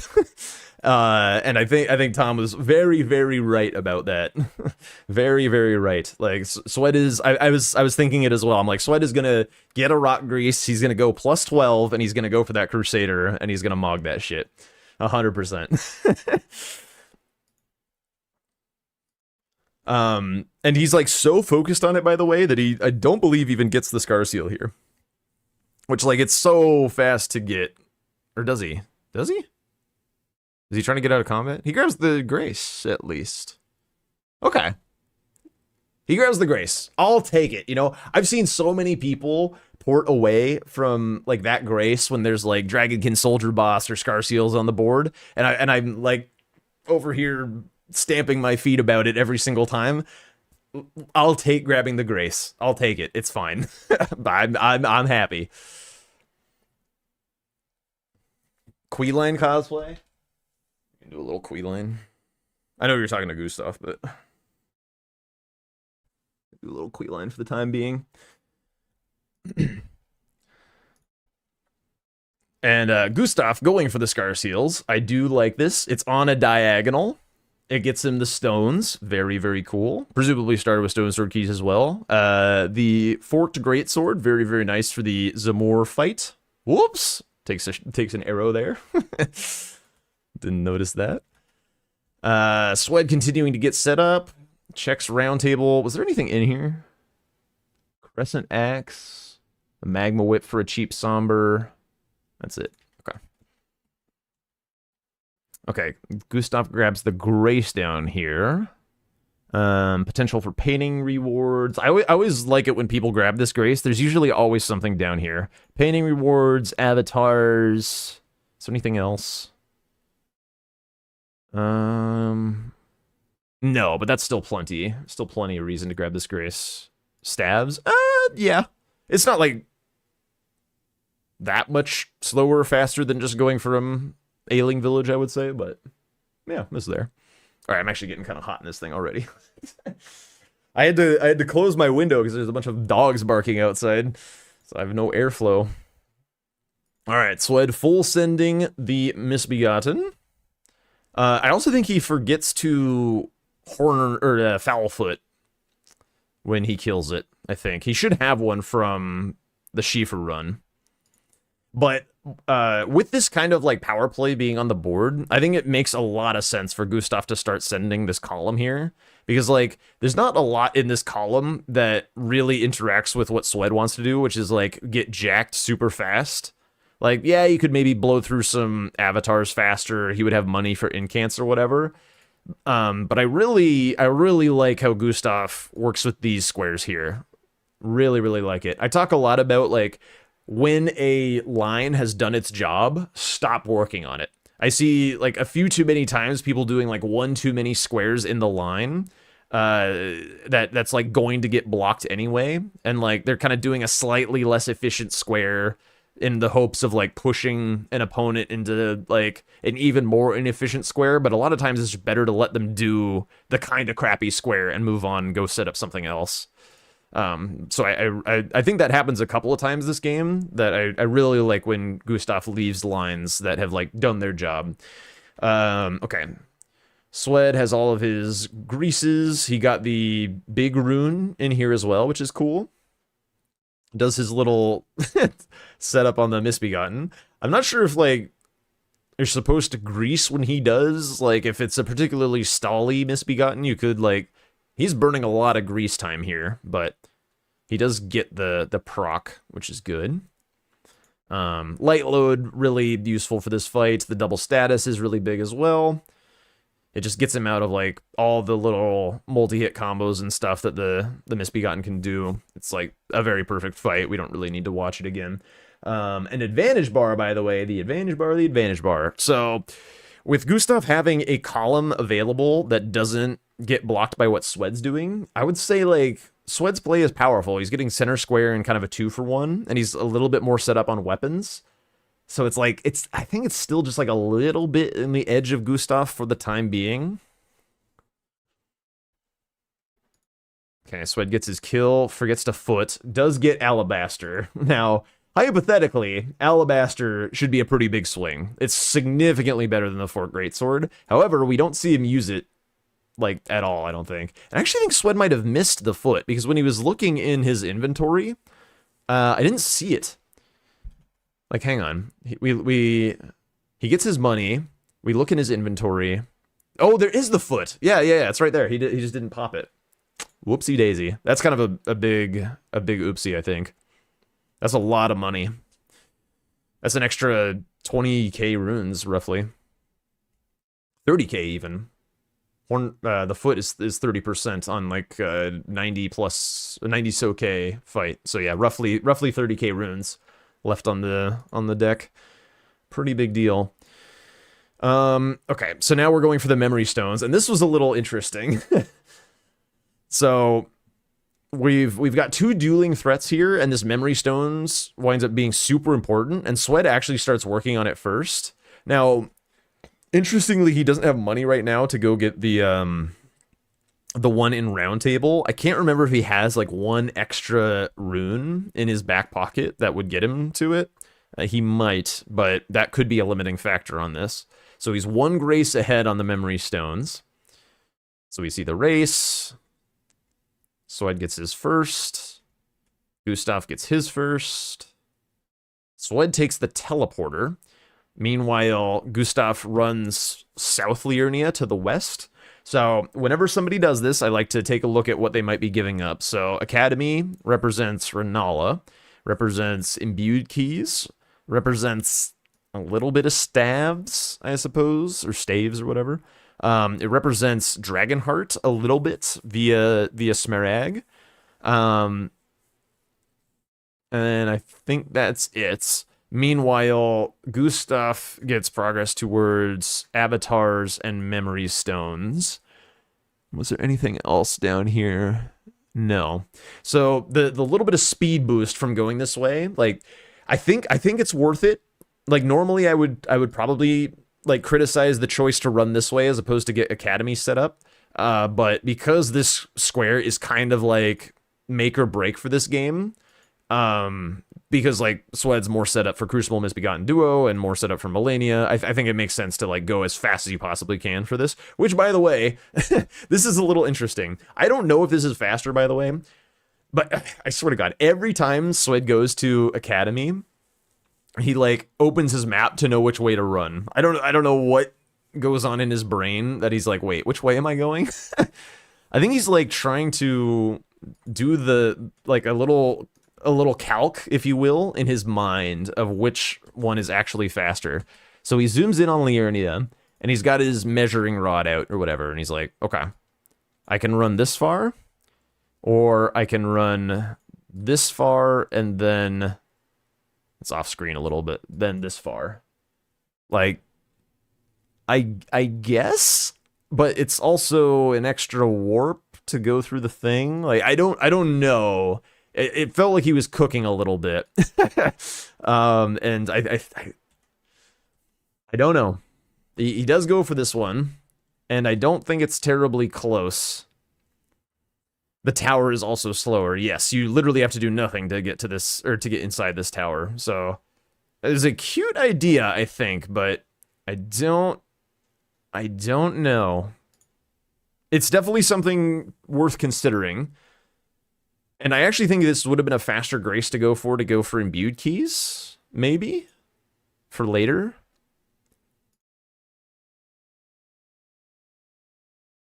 It's also kind of running the wrong way. To the left, Swed. To the left. Swed. Where? Or wait, where is he going? Oh, you already got it. Okay. Gustaf already got it. All right. So with that, our advantage bar is definitely in Gustaf's favor. And as I said earlier, this line has done its job. I really like not going for it further.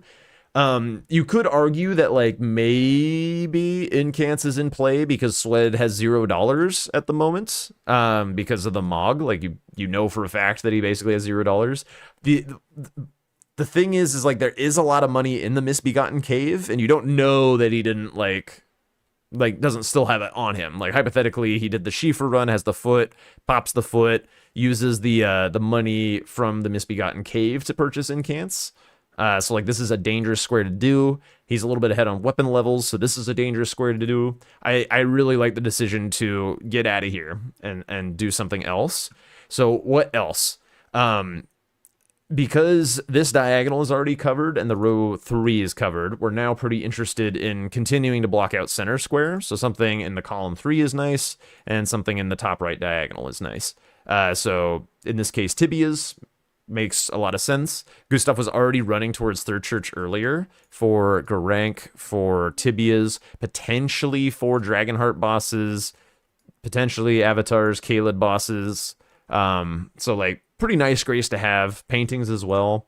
A really, really nice grace out this way. So doing an early Tibia makes a lot of sense. Quite like that. Meanwhile, Swed full rushing the incants. I don't know what this was, by the way. I have no idea what's going on here.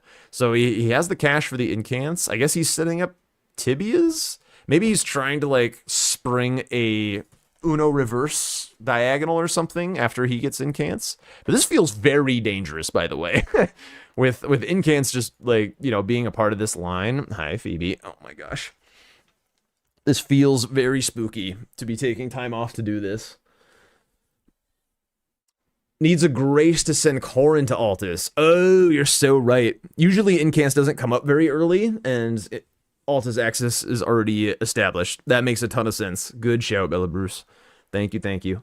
In that case, great grace to get for the aforementioned Tibias. All right, Gustaf is... Hang on. All right, no headphones for me for a moment, I think. No glasses either, it looks like. Hi. Hi. Hi. Thank you.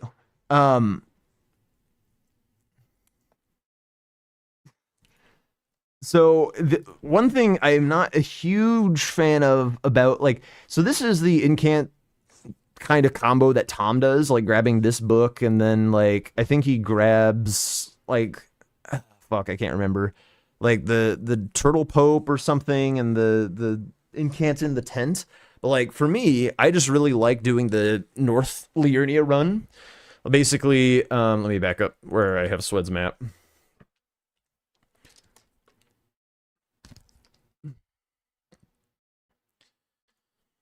Jesus, I think she, like, climbed up here and farted. It smells like ass all of a sudden. Ugh.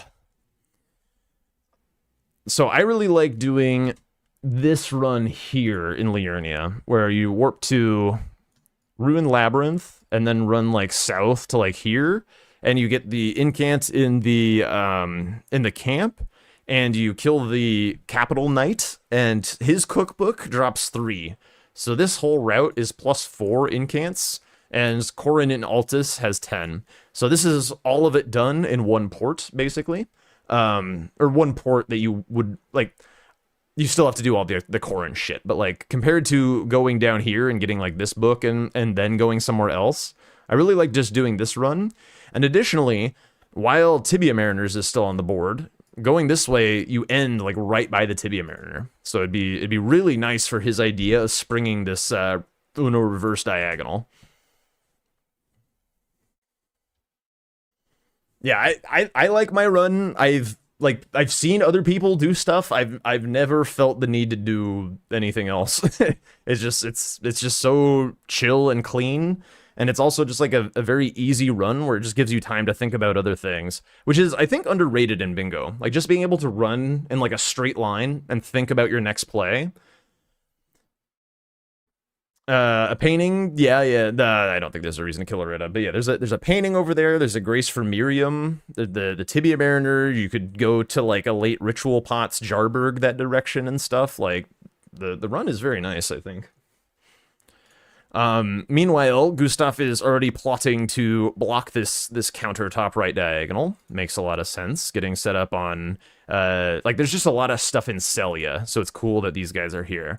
Staves, imbued keys, paintings, kind of Erdtree avatars as you go towards the painting, kind of BBK, but he's already over there. Is there something else? Kaled bosses with the staves. Yeah, but I mean, still a lot of value in here. So, like, they're spending time in Celia. Because, like, you see where Swed ends this incant run, by the way? Like, this is the run. Like, we grab this incant here, but, like, this knight is literally just over this bridge, and then he would have the grace right in front of the tibia. So, like, he basically ran all that way to begin with. You like the North Liurnia run because you know it's exactly 14? Yeah, yeah. And I feel like even if you already have like a random incant here or there, then you just like, you still do the same run, but you just don't have to buy as many. So you just like, when you're buying at Corrin, you're like, okay, I have 1 or 2 or something more than I normally have. Just like, what are his 2 most expensive incants? Don't buy those, and then you're chilling. Hi, Phoebe. Yes. Do you want to come back up to your fart zone, you little stinker? More uppies? More uppies? Oh, gosh. Oh, Jesus. Stinky ass. Holy fuck. Blah. Yeah. Okay. Okay. We've got a game to review. I gotta get back to my notes. I've been ranting about incants for far too long. Stop trying to bite my shit. Let me. Okay. Relax. Relax. Calm. Calm. Calm. Calm. Calm. Calm. Calm. Fuck. Oh Jesus. All right. Where were we?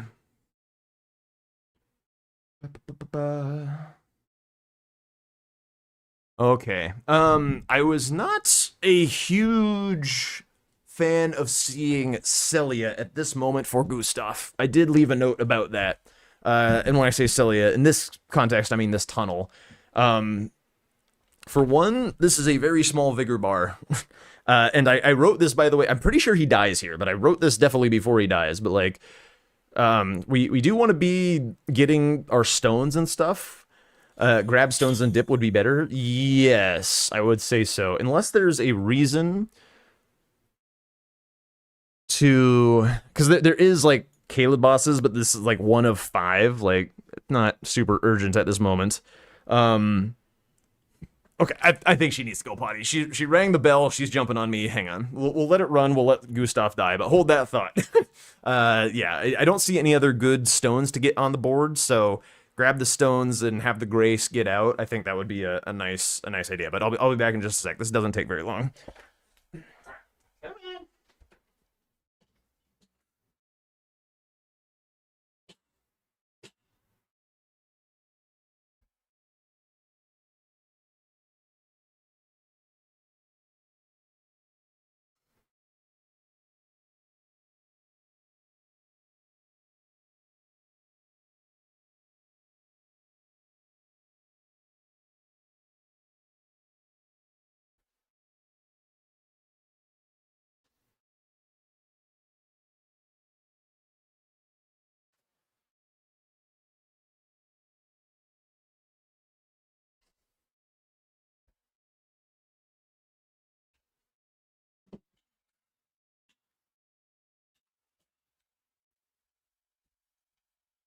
Okay, so there's the death to the Falling Star Beast. Also gonna do the food thing.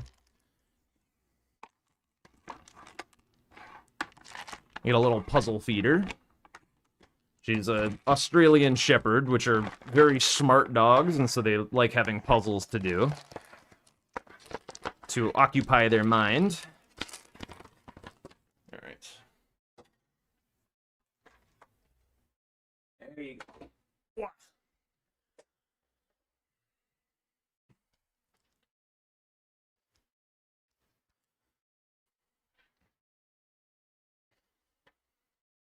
Okay, back to it. All right, so Swed has triggered his top right diagonal and is continuing to work on imbued keys and paintings. Makes a lot of sense. And the nice thing about diagonals, this does get mentioned a lot, but I'm going to mention it again. Even if you don't ultimately bingo on it, like if Swed gets all 3 of these squares, he's solved like this entire part of the board for bingos.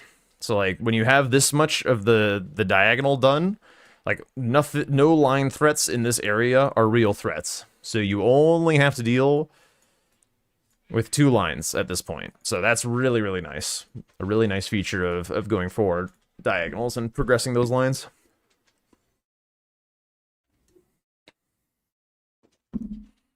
Oh yeah, was that the moments where it like almost ticked out to rot?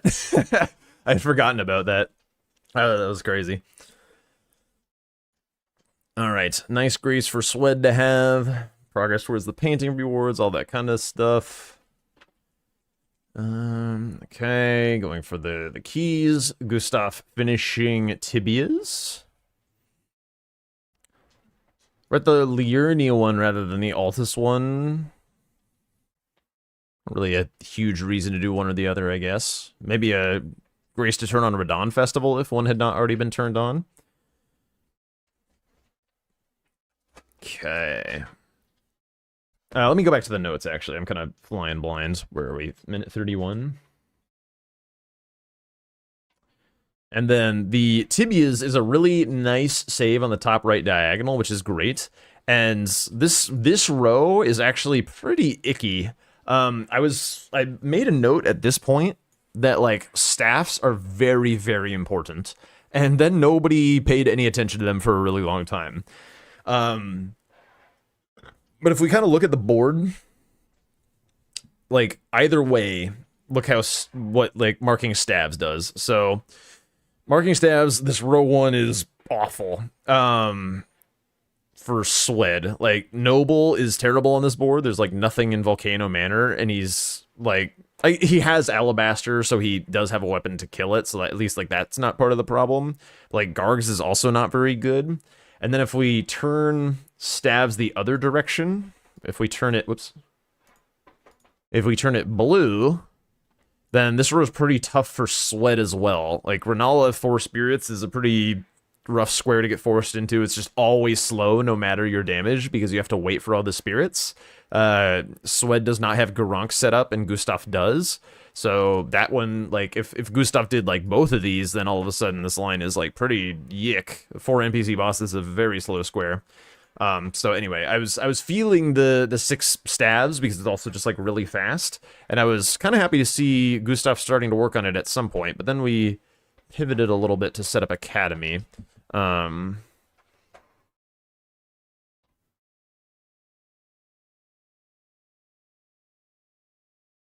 sweating about Swed going for the upgrade stones here, because again, I'm very fixated on stabs, so my notes are all about stabs for a little bit.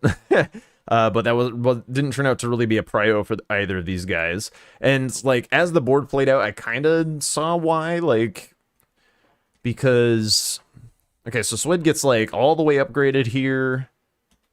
Wait, Gustaf died again to the Falling Star Beast? Okay. Oh right, okay. The other death was like really close. This is the one where he just runs out of stamina. Oh no, it was just an early roll. Okay. Goes back in. Gets it this time, I'm pretty sure. Okay, this, by the way, okay, I haven't been doing Advantage Bar. Advantage Bar right now is very, very even. Like, very, very even. Like, maybe a little Swed advantage because he's, like, more set up on the weapon and has, like, so many diagonal squares. But, like, the active row 1 is really good for Gustaf. And he's about to get upgraded and stuff, but like what Swed does next, I'm pretty sure is what like really makes the game difficult for him to play. Really, really difficult. So what we're doing here as Swed is we're eyeing up a like relatively weak Stormveil play, I would say. So there's painting rewards and faith. So like it's kind of a column 1, but like it's not a great column 1. Like he doesn't have Radon yet dead, right? So wait, right? Did I miss that? Did he kill Radon already? He might have, actually. Did he kill Radon? No. No, he didn't. Okay. So no Radon dead. They erase it later. Okay. So like yeah, going Godric first here. Like, because if we look at the difference, like, Radon represents Crucible Misbegotten Duo, it represents some Caelid boss progress, it represents some underground progress for later, it represents some gold-free progress for later. It's like relatively good, relatively fast, it definitely represents the 30 Faith, 100%. Like, Godric represents paintings for sure, kind of 30 Faith, but Swed doesn't get there with it. And then it also makes bow only harder. So it kind of puts like this more into Gustaf's camp. Like you can definitely bow only something else, but going for Godric here puts him, I think, in a really tough spot, I would say. Because, like, also, that's not even the only painting that you can get. You can get other paintings. Like, if you get juiced enough, you can do the Castle Soul one, like, fine. Like, it still kind of sucks, but, like, it's way faster. And then keeping Godric around for bows, it's, like, really chill. Getting rid of both Radahn and Godric for bows does make bow only pretty hard. Like, Rennala, you have to chew through, like, so many, like, children and like 2 health bars and shit, and like wait for all these spirits and crap. Like, and like when you're at range against Rennala, she's like casting way more spells, summoning way less often. It's pretty rough. You also can't like really leverage the rot bolts properly because you don't want her to rot out while you're waiting for the summons. Yo, thank you so much, England. Thank you. So I feel like this move from Swed here, like, really pushes the advantage bar towards Gustaf. I really, really had my doubts about this play.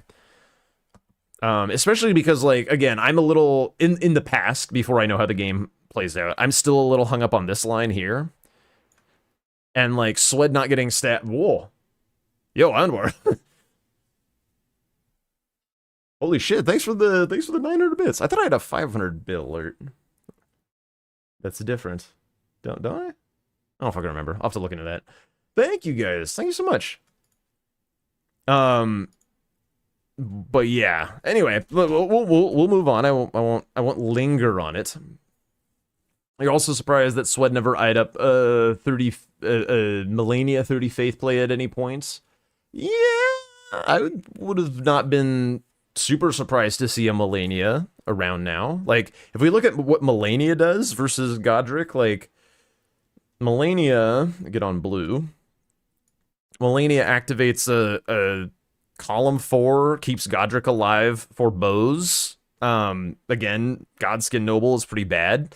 30 Faith activates a row 4, probably gets blocked out by Caleb bosses, so not like a super scary one. And then, like, all of this is still available. You can, when you kill Melania, you can get the 30 Faith, and you can get enough money to get some Vigor to make the Castle Soul painting super chill. He needs 85k at this point for 15 levels of Faith. Yeah, I feel like there's no world where Godric gets you this Faith if you're Swed, sitting on very little. I don't know. I really was surprised by the Stormveil play, I would say. And meanwhile, Gustaf is going more directly for Radahn, which makes a lot more sense. Like, the Faith is still there. This Crucible Misbegotten Warrior duo is still there. Accessible very quickly once you do this. Kayla Dragon Barrow boss's progress, like, it's a twofer towards that, which is big. And Gustaf gets to use, now that Tibias is gone, he gets to turn on his Altus access for the Radahn Festival with a Grace towards Gold free, which is nice for him as well. Also a Grace towards, like, the BBKs and stuff, or the Gargoyles. So I think, like, this moment right now is really, really good for Gustaf in what otherwise looks like a very even, if not, like, sort of Swed favored game due to the amount of blocks that Swed has. Also, Swed not activating Alabaster Sword as well. Because, like, this weapon is cool and whatnot, and, like, having a bunch of Frost Grease is cool. But, like, also, if you go... This is the very first that will mention the builds and stuff. If you go to Stormveil and you have a status stick weapon, Wild Strikes, it's on the way. It's on the way. It's Ashes of War. And when Dom was a little hung up about Bloodhound Step in the DLC, I was thinking about that I was going to talk about this during the segment today. The Ashes of War are one of, like, the single most, like, powerful things in Elden Ring. And it's one of the things that gets utilized the least in Bingo. Like, we see a lot of people just, like, R1ing things. Number one sin in Bingo is not activating Alablaster. No, that's not. That's not the number one sin in Bingo. That might be the number one sin in this game, but it's not the number one sin in Bingo. The number one sin in Bingo is not shopping at Kale. That's the number one sin in Bingo, or not going to Shadowkeep or something. But yeah, like, the The Ashes of War in Elden Ring are just like a really, really powerful feature of the game. Like they just make the weapons do things that they otherwise shouldn't be able to do. And like just doing R1 chains on enemies feels so middling compared to Ashes of War. So like I feel like we see just like also poor Swed, we see so little like experimentation with Ashes of War that I feel is really underdone so far this season. Because like we have access to Bloodblade right by Grace. We have access to Wild Strikes, which we have seen do a lot of effect. We have access to Bernal, who's like one Grace away from Stormhill, who sells like two of the most powerful Ashes of War in the game with Impaling Thrust and Wild Strikes. And you can put like these on all kinds of weapons. The Whetstone Knife is like right there in Limgrave. Like the damage will fucking cook when you have these things all set up. So I really, really, really want to see more activation of Ashes of War. They're just like so freaking strong. Blanks was spamming Reduvia Ash of War yesterday. Yeah, Bloodblade is way better than Reduvia Bloodblade. It's way, way, way better. Like the Reduvia Bloodblade's still like pretty decent, but the Bloodblade Ash of War is insanely strong. So Swed's Death to Radon real quick. Now we'll come back to build stuff later, but Swed's Death to Radon here does make this pretty tough. It does mean that he's behind. He like really nearly one cycles this as well. By the way, with Wild Strikes, he does one cycle this. In which case like they're at like the same spot for Crucible Misbegotten Warrior duo. But no Wild Strikes, therefore no one cycle. And then Gustaf beats him to the Faith because he went for Radon first, whereas Swed went to Godric first. So this like mistake really compounds pretty hard, I think, against Swed. So like Gustaf is like an advantage bar might be a little dramatic, but Gustaf is, I would say, substantially in the driver's seat. Like Swed has no active threats at the moment. Gustaf still has this row one. Gustaf, I mean, dumping 30 Faith does kind of suck to have to do, but Gustaf does have Sacred Blade, although he is on Standard rather than Sacred. Aggie was using Sacred, and it, like, even though a lot of bosses are pretty holy resistant, and it did look really bad against BBKs, like, it is still, you know, utilizing the Faith stat, so could be cool. Either way, into the fight here. All good, all good. Nice and clean from Gustaf. And it's a little tough from a bird's eye perspective to get like the right read on this, but 30 Faith, when it was marked, it's hard to say because nothing big was marked by Gustaf yet. That could be that he just like finally decided to run Haligtree and dump the money. But there's also a damn good chance that that was Radon. So going for the Misbegotten Warrior duo like right after 30 Faith is marked is pretty dangerous, to be honest. And now we've got this column threat. And once again, I really like what Gustaf does here, where he polishes off his Kayla Dragon Barrow bosses, but he also doesn't rush it. He gets synergy out of it. Like, at this point, this column has done its job. Either Swed has to catch up on kind of a like this reaction is good. This is a great bingo reaction. So he's like thinking about like going, I think Xeeks here, or either Xeeks or Magma Worm or something, like trying to push this line even more. And then you see he gets a stank face and is like, actually, fuck this. Like, I don't want to do this shit. And that is excellent instinct, because you don't want to do this shit. This shit sucks. Even if there are two Dragonheart bosses in Caelid, fuck that shit. Just get like the synergy, do the Tom Milken spray. Start to spread out this Caelid bosses onto other squares. I believe he does the Nox duo for staves, and then he does a Avatar here as well. Yeah, wanted Xeeks and then was like, nah, screw that. Yeah, 100%. Definitely. So, like, spread this out rather than overly committing to the column. Make Swed do the shitty square. Get, like, some synergy out of this to make this square feel good. Like, that's bingus right there. Like, now we're bangoing all over the place. Really good stuff. So So like there's no need to overly commit to the column. Ancestor Spirit's also kind of shit, so if Swed does that, like cool, he just throws like 6 or 7 minutes in the toilet running around lighting torches that give him no money, no progress to anything. Like, yeah, absolutely. The column's done its job. The Caleb bosses is still a good square. Get the value out of it where you can. Big fan of all that. And then closing on the stabs is also really, really nice because the row 1 pressure, like this row is dog shit. You like do not want to have to mark a square on this row this game. So getting the Caleb bosses here, getting the stabs, really good stuff. Kind of a spooky fight, but it always is. Okay, finishing stabs. Actually, what is this route? Is this faster to get to the staff? I almost never grab this staff, so I'm just kind of curious. Oh, can't get across the gap the other way? Okay, now I see. Yeah. Fair enough. So what were the stabs that were got in this game? It was demi-human, it was tower, it was duo. I'm gonna tally these or I'm gonna forget. Demi-human, tower, duo, merchant, tops, meteorite. The only one that is like kind of a chill one that would be missing would be noble, wandering noble or whatever. Staff of loss. Oh, okay. So we didn't do meteorite then. I'm trying to think of like which one gets swapped out for the tower one because I just typically don't go for the tower one. Which one don't we do that I would usually do?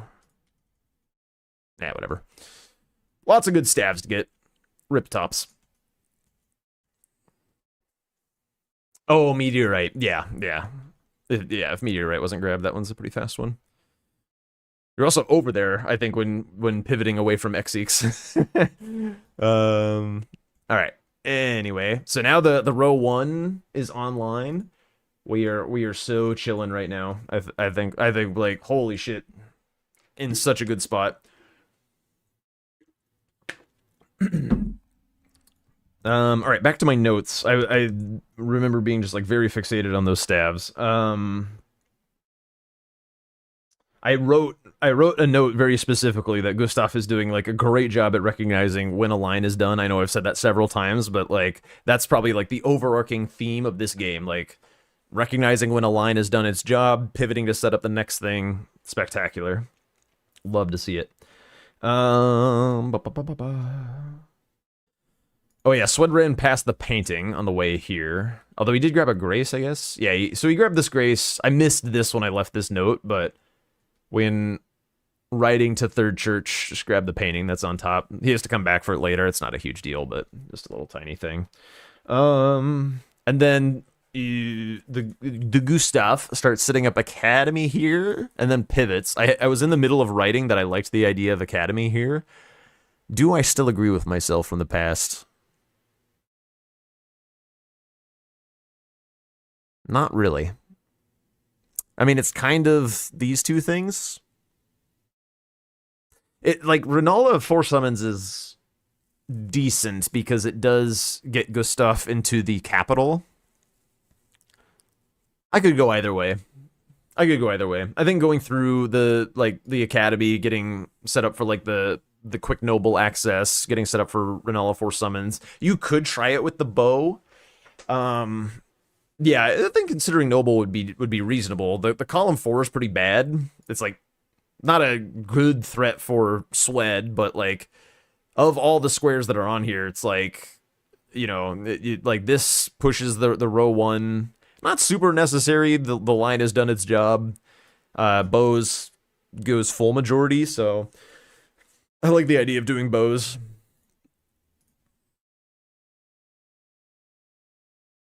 It's a nice pivot.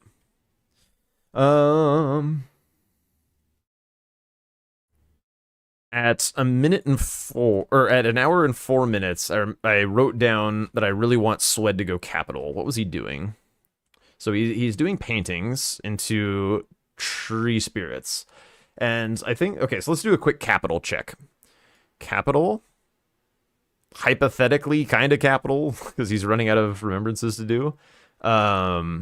Capital, not really capital, but sort of capital. So like a large part of the board is starting to look to be capital. So like Swed, I think because he has the 2 remembrances dead already, I think like if he goes capital and marks gold free like as quick as humanly possible and kind of sets some prio that he can defend and then like start to fight over other squares, I think like there's a way back into the game that way, because as soon as you kill gold free, you get like kind of a 2-for-1 and like the thing is like if you do capital, like, okay, so when there are more squares in the capital beyond the first one, the later that you this is something that I learned by watching Tom. The later that you go to the capital, the less safe it is to sit on the prio, because it's more likely that your opponent is more closely behind you. But if you go there kind of early, you make it so unattractive to try and chase you on the capital stuff that it really buys you a lot of space in the game. So like killing Goldfree doesn't take that much time. So if Swed like kind of kills Goldfree now, then he kind of buys himself more guts and then like kind of gargoyles for a very long time, and he can start working on, because like so many of the rest of the squares are disconnected, like we're running out of synergy essentially. Like this is on an island, this is on an island. I should check shit in a different color, shouldn't I? Or I'll just do it independently. Island, island, island, island, island, island. Like, there's no synergy in any of these 6 squares, which makes it very hard to contest these squares from behind in a late game scenario. So, like, you have to kind of establish some, like, virtual square count for yourself. So even though it's, like, at a 9 to 6 or something right now, if Swed marks... if Swed, like, full sends gold free, like, right now, then he's, like, sitting on a functional... So he goes to 7, and then he's sitting on an effective 2. God, my handwriting on the mouse. So like he kind of makes up the difference a little just by going gold free, and then like he has to keep an eye on his prio, make sure he doesn't lose it or whatever. But that's like kind of the way back in. Like when you're behind and need to fight a majority, like you have to buy yourself some like implied squares to kind of like pad your square count so that like the math can get you to 13 in some way. That's how I view the capital in this instance anyway. But currently not going for it. Going for random avatars and things, and then he starts to run the capital, and I was like, yes, I'm happy to see that. But also like, if we've done 2/3 of a square, it feels spooky to leave 2/3 of a square available for the snipe, because that means like high investment has been made. And like, he also didn't receive any new information, I don't think, right? I guess he received bow only in the middle of this fight. But then he goes and kills another tree spear. I think he's thinking between this, or sorry, between this, fuck, I can't get the color to show up properly. Between this mark and this mark, Swed knows that Gustaf can now go to the capital. So like, while he's doing this fight and running over here, he's doing some thinking, and he's like, actually, if Gustaf goes capital, like right now, I just lose the game. I would still, I don't know. It's hard to say because like, if this is just like bird's eye view, like, damn, I wish Swed had finished his avatars because like Gustaf's working on it. But like, I think from Swed's perspective, even though like this does look like a mistake, this is probably the right call. And like, Blanks and Dom mentioned that there is an Erdtree avatar in the capital that does count for the square. So like, he could have been trying to get that as his 3rd one. But I also think, like, more importantly, I do think that if Swed does not get the capital, he loses the game. So even though he winds up getting this very painfully sniped away, I think it's probably correct. I think it's probably correct.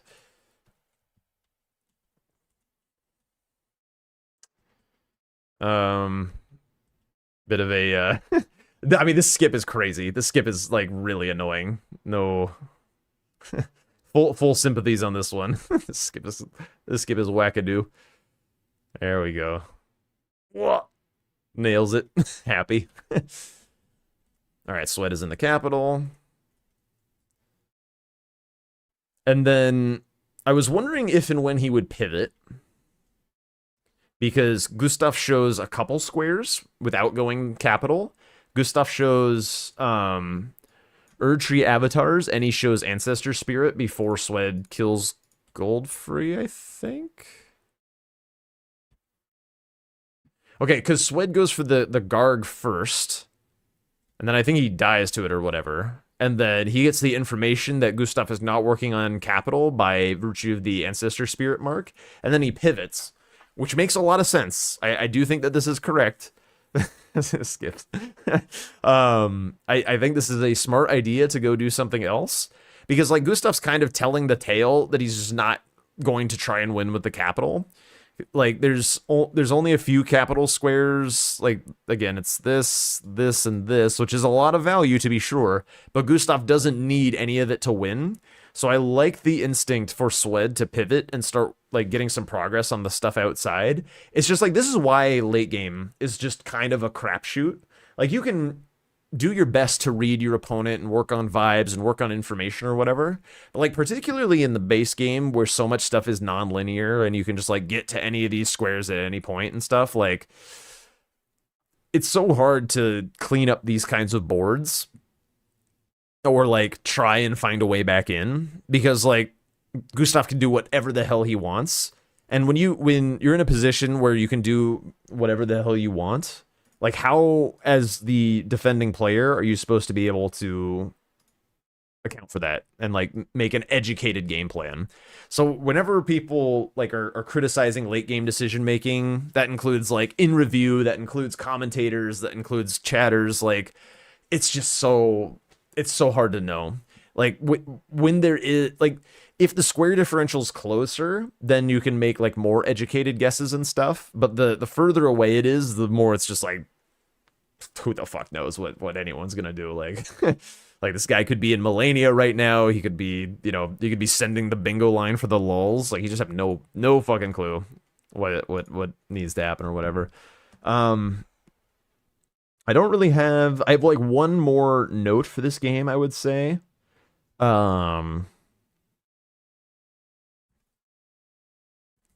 Two more notes. 123. I think like the Spidey sense on Swed here was crazy. He did a really nice job calculating how long this was gonna take. So like he does 3 NPC bosses and then he's back to the capital. Like what a really nice call. And I think like it's kind of the thing. It's like if he did go do Goldfree just then and there, then he can sit on Morgott afterwards. But like, if the idea, it's so impossible to just like say anything or criticize or whatever, because like if the idea was to bait Gustaf into the capital by doing like hiding your Goldfree progress, then when you do Goldfree, if the plan works, it means Gustaf's right behind you. In which case, maybe we shouldn't be pivoting away from Morgott, but also like it like who the fuck knows? It's just impossible to know and whatnot. By the way, like the damage diff between Swed actually using Alabaster, huge damage difference. God damn. Catches up like instantly, and that's why Alablaster gets its name. Didge. Also, did he grab the Grace? Okay, he did. Yeah. He like grabbed it so quickly before opening up the map. I was like, did he actually like warp away before doing it? But yeah, then goes for a straight Mimic tier. And then the last note that I had for this game is so Gustaf goes Melania, and I want to know how he survived this waterfowl in second phase. I want to know, because this looked like death to me. Where is it? It was right before this, I think. right?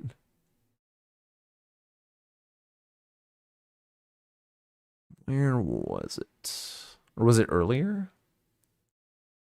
Yeah, okay. This one is nutserino. Holy fuck. Okay, so the when Melania goes up to do the waterfowl, and you're at like a weird distance from Melania. I'll try and like draw it a little. So like Melania is like here, for instance, and you're like here.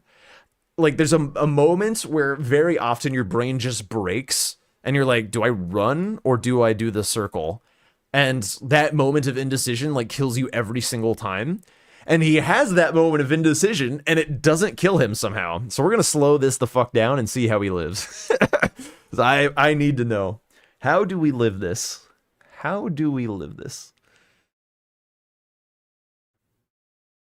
Okay. Does the bonk, backs off. As she goes up, hesitation, hesitation, starts to do the circle, bonks into her feet, and then gets tagged once. How does this happen? How does that happen? Dom's like, look at his face. He's like, what the fuck? All right, we're going to take a look again. But it should just kill you, no? Like, hang on. I'm going to slow this down as slow as it goes. Like, because what happens is we do the run around, but then also, like, bonk into the feet and aren't able to fully do the strafe. Oh, you do get a roll off. Okay, I didn't even see that there was a roll there. I feel like you got knocked out of the roll so fast I could... Oh, I just skipped way the fuck back. That's my bad. That was a crazy survive either way. All right, hang on. Wait, did we already do it? I don't know. Either way, what the hell? That was some wacky shit.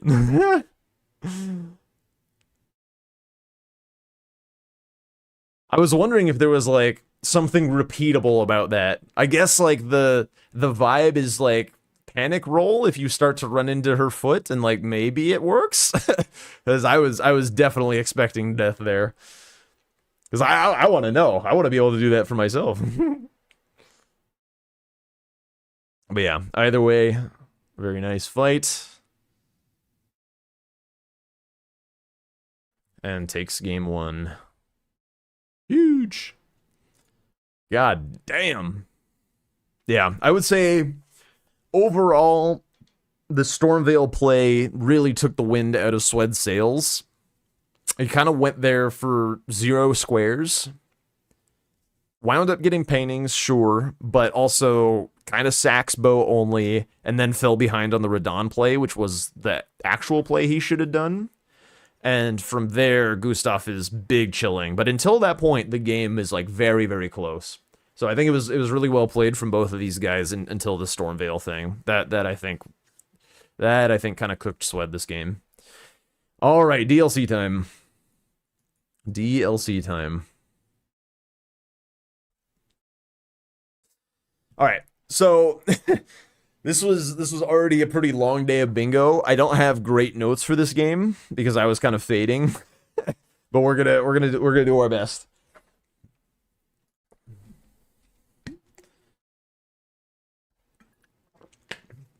And I'll try and focus the damage notes and like the build stuff to like kind of one little mini rant and then move on and not try and dwell on it.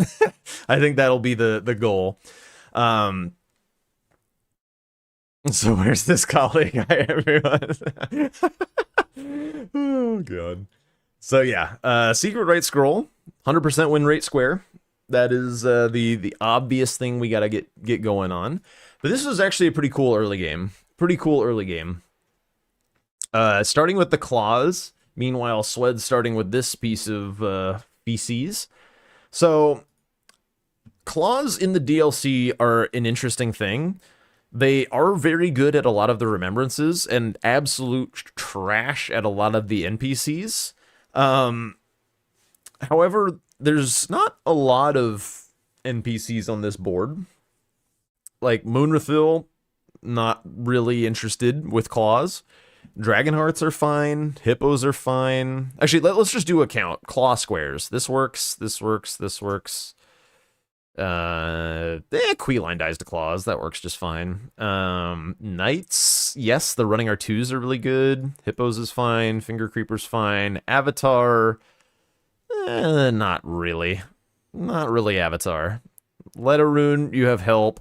Death Knight, he kind of dies to anything, so it doesn't really matter, but I won't tag him. Definitely not Letta and allies, I don't think. Not Death Right Bird either. Trolls are okay, but not really a huge consideration. Curse Blade's fine, but not a huge consideration, and Devonia is pretty ass. So, like, a lot of okay claws squares, bad claws squares, like actual bad. Moonrathil, Devonia, Letta, Death Right Bird. So, like, better than most, like, better for most of the board, I would say. So, perfectly fine with the claws choice here.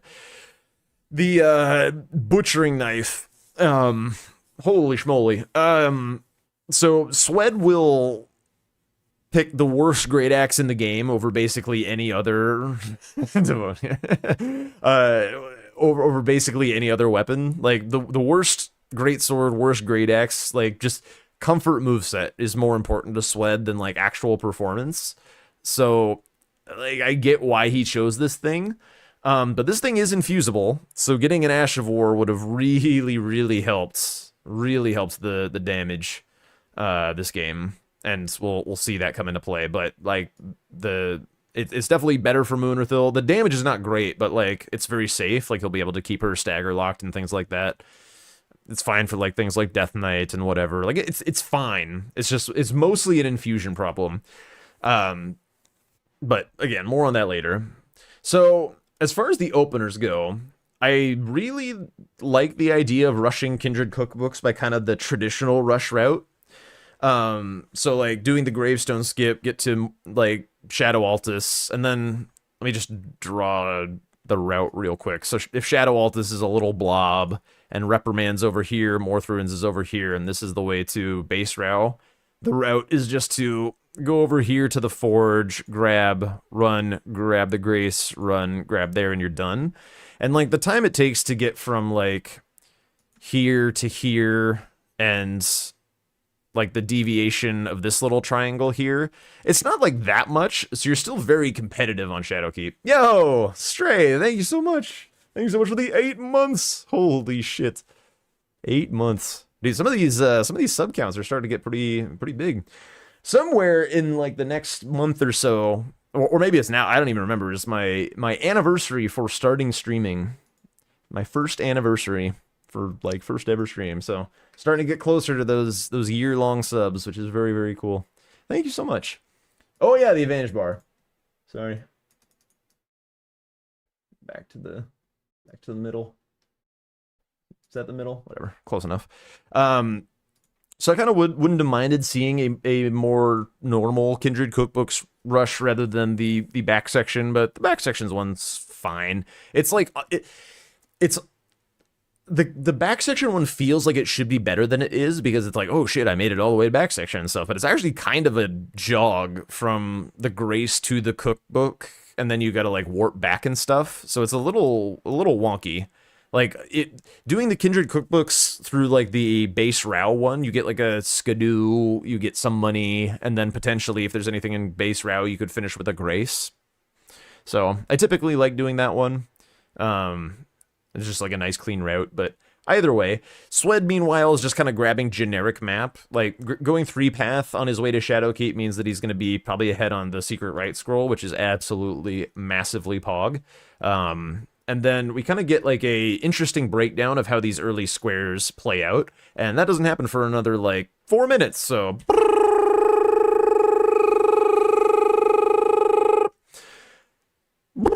okay, 2 Kindred cookbooks. Yee! Swed sees the mark, kind of knows where Gustaf is, like knows he's not quite in Church District yet, so chooses to drain the water. Drain here is what? Avatar, Helms. It's a lot of the Road 3, kind of. It's sort of a sorcery.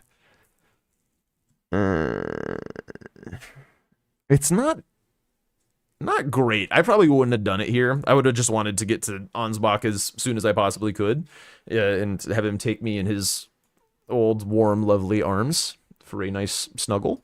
But the deviation is fine. Because the thing is if you think about how, like, this board might play out, if I'm Swed, I would really, at this point, love to get both of these squares. Because it, like this row 4 is pretty ick. And, like, you definitely want the secret right scroll, like 100%. It's on a diagonal. It's the best square in the game, and blocks out one of Gustaf's lines. So, like, this is priority number 1. And then, like, your secondary square, like, Letterune is very, very nice. You can go from Letterune to kill, like, Golden Hippo if you wish, something like that. There's also just a really nice Ancient Rao play.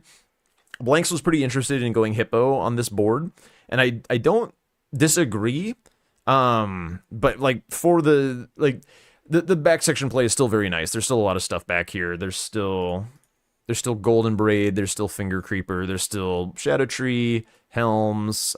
Were there Ulcerated Tree Spirits? I don't remember. Sorceries, Iris. There's still a lot of stuff back sections. So, like, I get the idea to want to go Hippo, but I still think going back section's correct. It basically always is.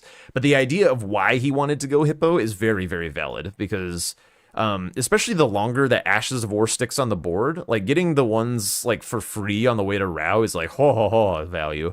So, like, if those stick on the board for long enough, grabbing, like, all of this kind of shit, like, all of this, like, that's a lot of squares. Like, Hefty Pots is also low-key kind of a Ancient Rao square.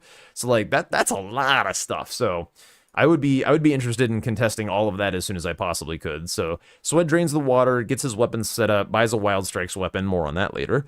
Not really a ton else in the shop to be all that interested in, so he is kind of stuck with this butchering knife, which is a bit sad, but we move on with life. So Swed goes and secures his 100% win rate with the Unsbox Secret Right Scroll. Yippee.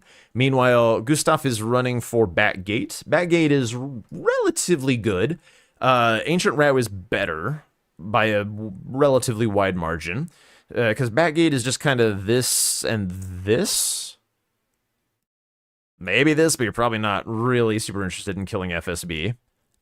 Is there anything else? Not really. There's no, like, future Romina. There's no reason to kill Gaius. There's an incant. Like, yeah, not the most attractive Batgate thing. Swed killing Moonrathil here. I wanted Letterune. I think that was one of my notes, was, like, while he's here, because, like, I care less about Moonrathil than I care about Letterune, because, again, this row is pretty blech. So I would want to get rid of that as soon as I could. So I would have liked seeing him set up the, like, if he was gonna go do Moonrathil, like, set up the Letta conversation first and then do both. You use Ansbach channel point redeems every time you're in Tom's chat.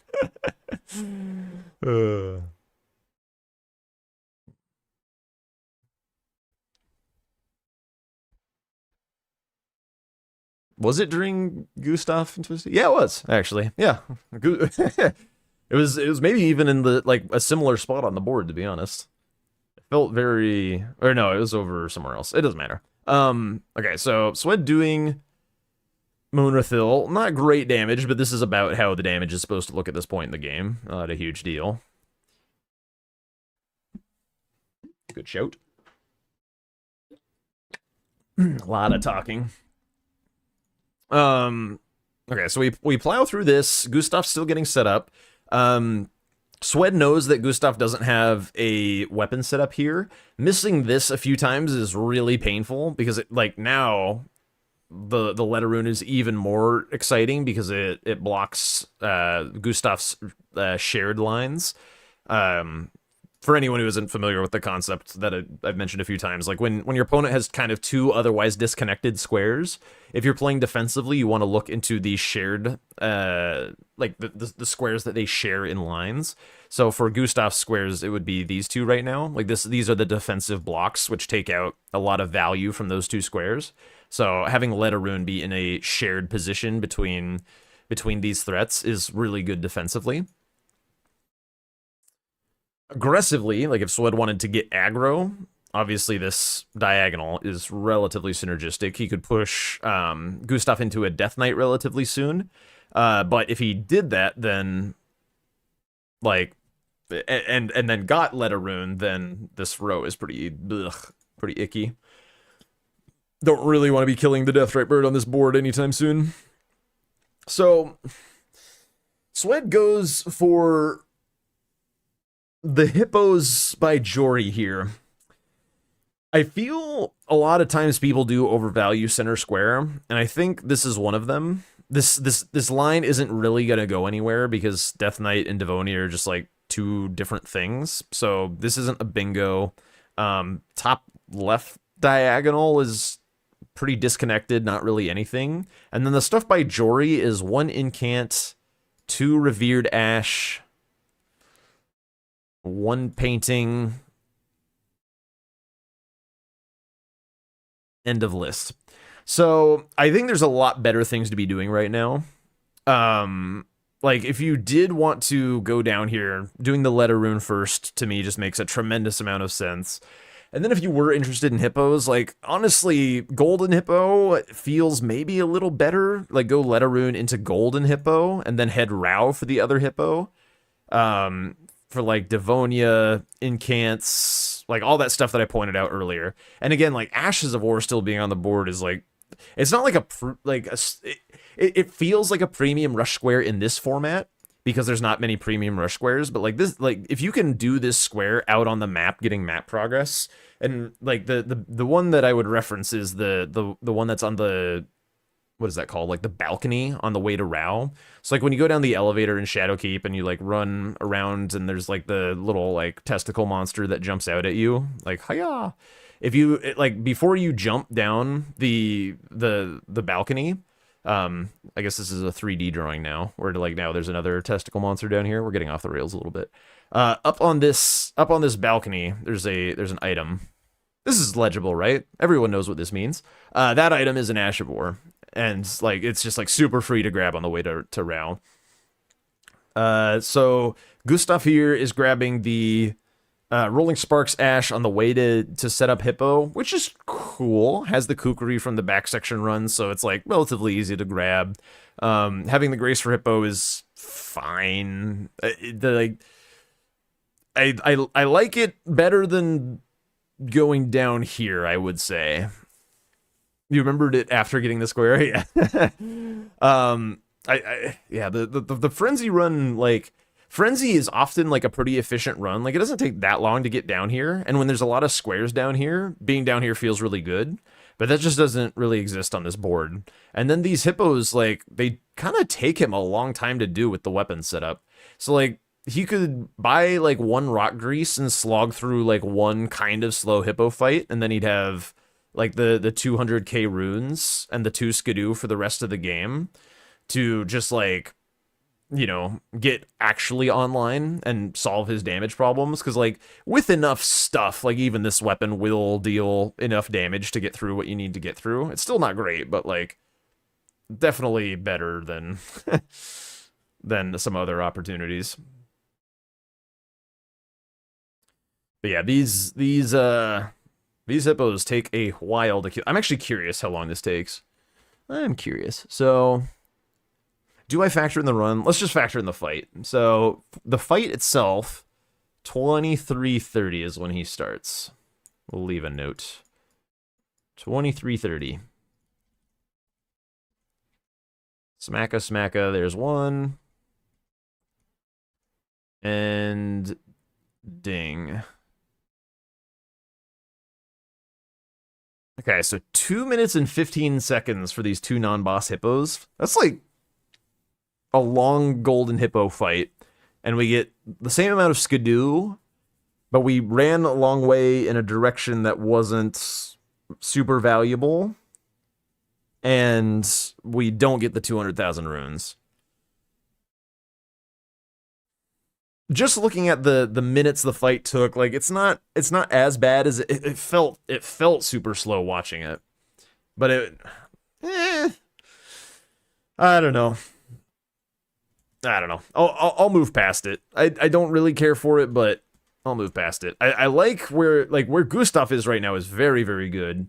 I will say if Gustaf had grabbed the letter rune before full sending the Devonia, I mean obviously it's like a little spooky because of the diagonal. And like additionally, Gustaf has no idea which two hippos this was. Like this two hippos could have been Golden and Ancient Rao, in which case he's like, fuck, I want to get to Devonia so fast. I don't want to have to go do Death Knight. Like that all makes a lot of sense. Let a rune first before doing Ancient Rao would have been so sick, because like this is pretty bad. Like 2 Dragon Hearts on this board is not something that you really want to be doing. So getting something set up on the row 4 and then having the column 1 available would be really, really nice. But instead Swed gets the letter rune. And I think like letter rune at this point, like now I would start to put the advantage in Swed's favor. Not having to deal with that row anymore. Pretty nice, pretty nice. A lot of diagonal squares, a 1 square lead. Yeah. Looking kind of okay for Swed here. Then he's going for incants. I leave this kind of critique a lot, where if you can't finish the square with what you already have available map-wise, you should be doing the first part of the square getting that map that you need. So rather than sitting around in Morth Ruins where he's already been, he needs to be going out towards Ancient Rao where the rest of the incants are, because he doesn't have access to 5 incants yet. So this is the part that you should end with, basically. This is a great square to do. You're 100% correct. Like Bella Bruce, like this like is a five square majority play for Sled, which is very, very efficient at locking down the board. Love the square choice, but head Rao first, because he has to go there anyway. So like just do that part first, I would say. Because also if he kills Salza or whatever, and Devonia isn't dead, then all of a sudden it's like, well, what if I just kept going and killed Devonia? Then we're like, holy shit, we're cooking. Wait, where is he going here? Oh, he gets the rooftop one. Okay, so he gets the rooftop one, and then we go Ancient Rao direction anyways. Gets the Grace. Gustaf's still having a very happy, fun time with Devonia. And, like, at this point, I'm not really, like, critiquing Gustaf's fight or anything. Like the claws, like he's doing a nice job with move selection, like having the claws be on pierce attacks and stuff to try and get through Devonia's armor, like is a really good idea. It's just like obviously being a bit more comfortable with the fight would certainly help, but Gustaf hasn't like killed anything yet, so he has no juice to work with, like no talismans really, no levels, no greases. Just him and his mitts, him and the little the claw things. So it's gonna be a long fight, and in long fights you do have to have the fight down pat in order to hang there for that long. Swed working on his final incant, which is part of the hoods, which is really nice. It's part of his route progress, and now what is he doing now? Didn't find time to train for the DLC that much. Oh yeah, and by the way, if anyone wasn't familiar, this man is a new father who has no time to train, which I was not expecting to see that kind of performance in the base game, by the way. Like you blew me away in the base game, like for like new dad, sleep deprived, no practice, like damn. Damn, was that a good base game. Very super impressive. I think a lot of people were very impressed by that. Yeah. Very, very cool to see. But yes, no time to grind Devonia's. Gustaf is the funniest to ref. I can believe that. I can definitely believe that. Alright, Swed on his way to Rolana. Rolana makes a good amount of sense. Swed hasn't killed anything super big, so getting a first major boss under your belt to... I say this all the time, getting your first, like, 200,000 runes or so in the DLC is, like, the biggest power spike that you can get. Everything beyond that is, like, hitting diminishing returns. But with 200,000 runes, you can get your full set of talismans. You can get your wet blade. You can get greases if you want to forego wet blades if you're a psychopath.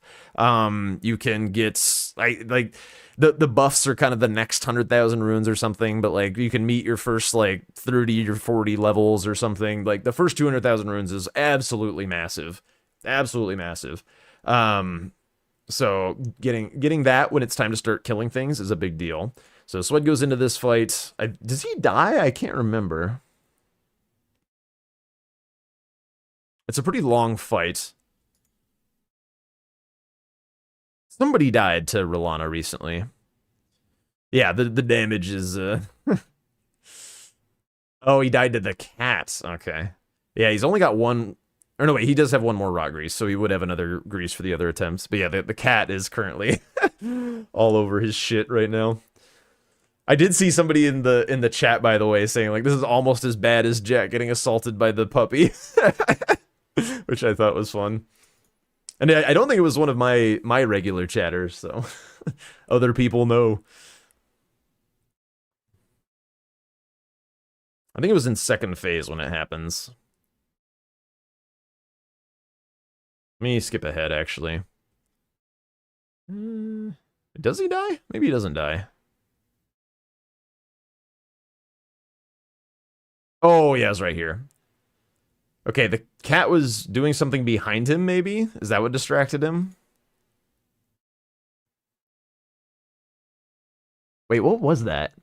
What was that combo? It was just like, did the glint blades, like fuck up his roll or something? Oh no, we got stabbed. Okay. Yeah, that hurts. The cat almost turned off the PC. Lots of people lurk here when I'm playing with the other Bingo Brawlers. Yeah, that makes sense. Oh wait, Gustaf got handed?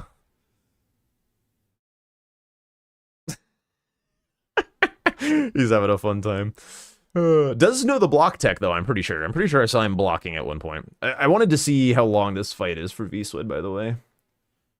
Important to keep tabs on how long shit's taking. So, Swed is starting this fight at 41 with buffs. Smile.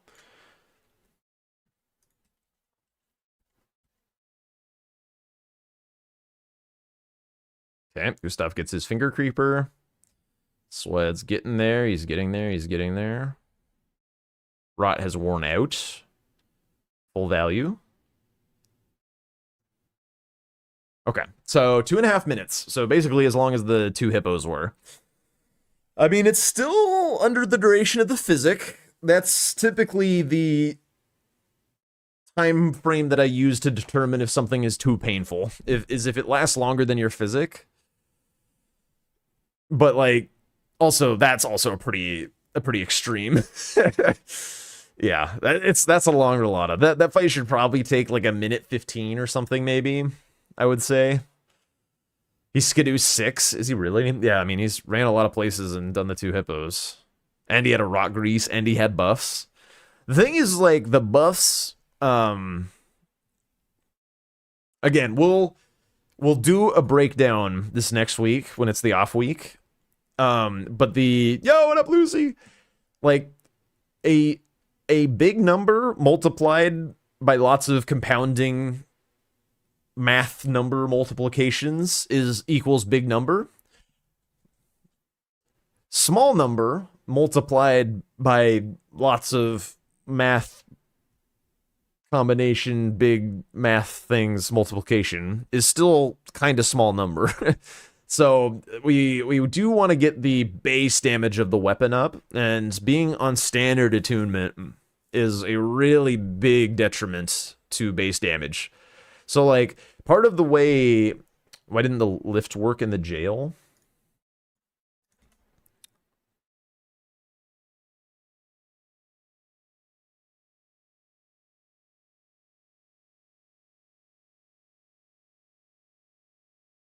I have no idea. I never do this. Basically, if I'm...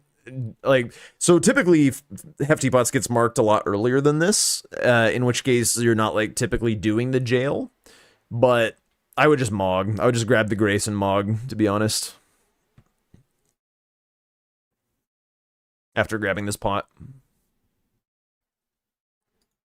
Because, yeah, this is... I don't know if I've ever taken up this pot in my life. Nice strafe on the explosion. Yeah,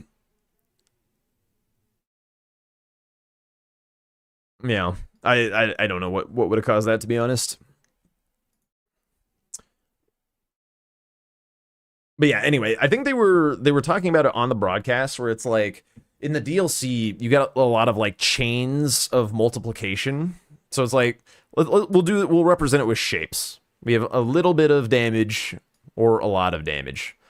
And then we go through a chain of multiplication of like we multiply it by like I don't know, 10% multiply by 12%. Then we factor in Skidoo, where it's like 50% or whatever. And all this is multiplicative. And at the end, at a small number, you get like, you know, a bigger number.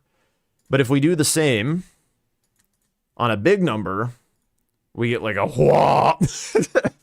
And like this is indeed bigger, or like this is indeed a bigger bonus. But like whoop.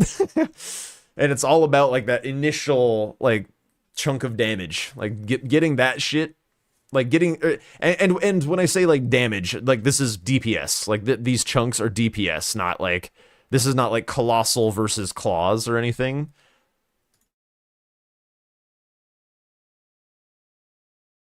But yeah, so I can't handle the standard attunement stuff. I need it to stop.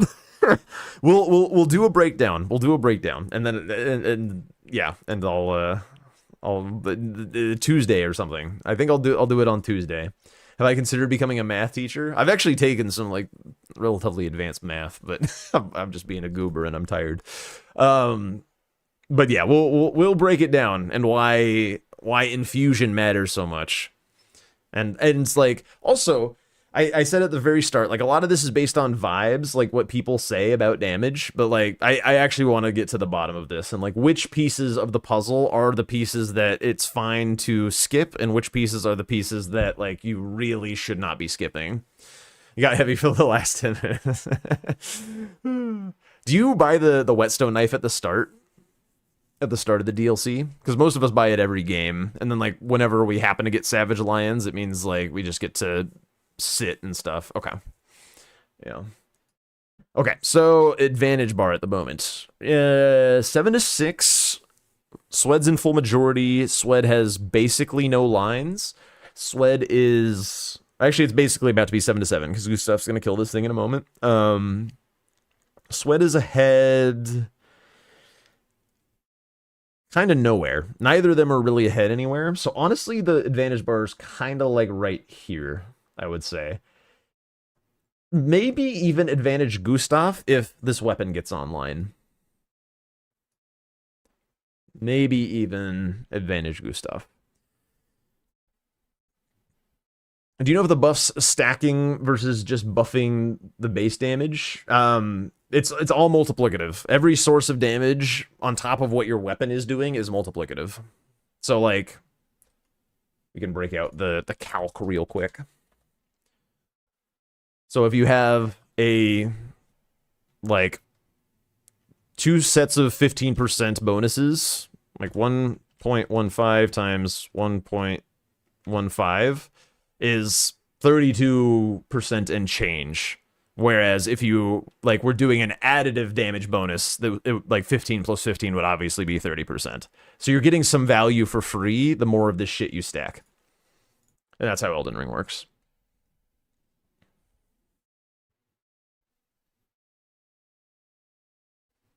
And yeah, like what Solomon said, nothing buffs base damage other than like what you actually like have in the weapon, and that's why infusion matters so much. It's because it's like that base damage that is changing.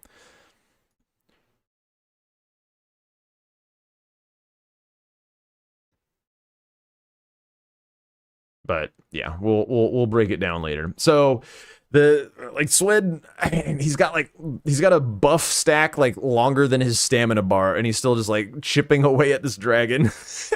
It's so goofy. This weapon and just, oh my god, it's so tough. But he doesn't really have a lot of options. I did leave a note that I actually blew past earlier, like way at the start of the game when they're doing their starting running, where Swed actually doesn't do the great axe check when he has this like Bonnie knife or whatever while running back section. And Gustaf did check it and it was shit. But like hypothetically, on average, it's not shit. And nearly every hit in great axe check is better than butchering knife. Like basically, it's probably like a 70 to 80% hit rate on improving on this weapon. Gotta head out. All right. Thanks so much for hanging out, Anwar. I appreciate you. So I would have, even though like I knew it was gonna be shit before he checked it, I would have still liked to see him check it. I think it's a good habit. Unless you have literal Omen Killer Cleaver, and even then, if there's like a dragon on the board or something, you might want to still check it to see if it's Rusted Anchor. Because like it's like having more weapons at your disposal is literally just like free options. Like as long as it doesn't take you that long to check the weapon, which Great Axe check is along the way and stuff. Should have just done cold Antspur Rapier and called it a day. Well, the problem is you can't get cold on Antspur Rapier. There's no way to get a convenient Ash of War on that weapon. It does not use Savage Lion's Claw, which is why we see so many heavy weapons in the DLC, is because Savage Lion's Claw is the only like universal, more or less universally applicable Ash of War to get your infusion. There was a Rotten Duelist Axe in starting classes. That one kind of blows too, to be honest. I would have started with what Gustaf started with, I think, and just like not gone for Moonrathil and, you know, tried to kill some remembrances and things. Anyway, we're still schmoving on the game. Swed's doing Theo, or this guy who has basically the same amount of health as Theo. Meanwhile, Swed. Did I say Gustaf? Oh my god. Been watching Bingo for like literally 12 hours. I like opening up ADM here. The Ghost Flame Dragon doesn't really give a whole lot, but the standard damage that Swed's doing is actually pretty decent on the Ghost Flame Dragon. So it's like fine. I really don't care for doing the Magma Worm very much. I don't know. It's not like like I think Swed's doing the wrong play or anything here. It's just like a personal thing. Like I just don't like this Magma Worm. Just like kind of, I mean, any of the dragons can stall. I don't know why. Like, I feel like there's never a way to make Magma Worm work with map, and I'm just like so fucking map obsessed in the DLC. Like there's ways to route the jagged, or not the jagged peak drake is always along your way in the map. So like you run through the, like out of Dragon Pit Terminus into the lake, there's a dragon right there, you kill it, and then you go another direction afterwards and keep progressing your map. The Ghost Flame Dragon works with map sometimes, and sometimes you just have a weapon that smokes it. Like if you have a big strike weapon, or you happen to be on a Sacred Attunement or some shit, like sometimes that guy just like dies very quickly. So, but just like the Magma Worm just never feels great to do. And yeah, we can see Gustaf is now ahead on the next play, which winds up being a big Deathrite Bird snipe. Swed does get his final sorcery out of the deal, which is good, but a long way to run for that, where there was otherwise just like you could have killed a tree spirit or something for it. Does have a bit of bird friend action. How did he live that? Hang on. Dude, he's the chosen one today. He's like in the fire, getting like blasted by the, how did this one not kill him? Hold up. Look at his health. Okay, so he gets up. He's in the fire, essentially, not taking damage. Sure. That attack misses somehow. He goes to chug. Does he get the heal off? Do you get the heal? Like, did you hear the... Wait, does he lose a charge of the heal? I gotta watch that again. This is some crazy shit.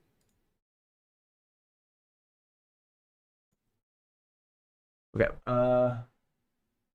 Is that 13 heal flasks? It looks like. Does the heal go off, or does this just do no damage for some reason? Goes to drink. It just did no damage. The heal didn't go off. How did that deal no damage? I swear to God, that's killed me before.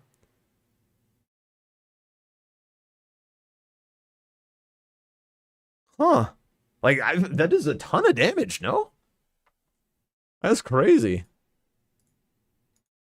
Stressed face, by the way. Anyway. Wowzers.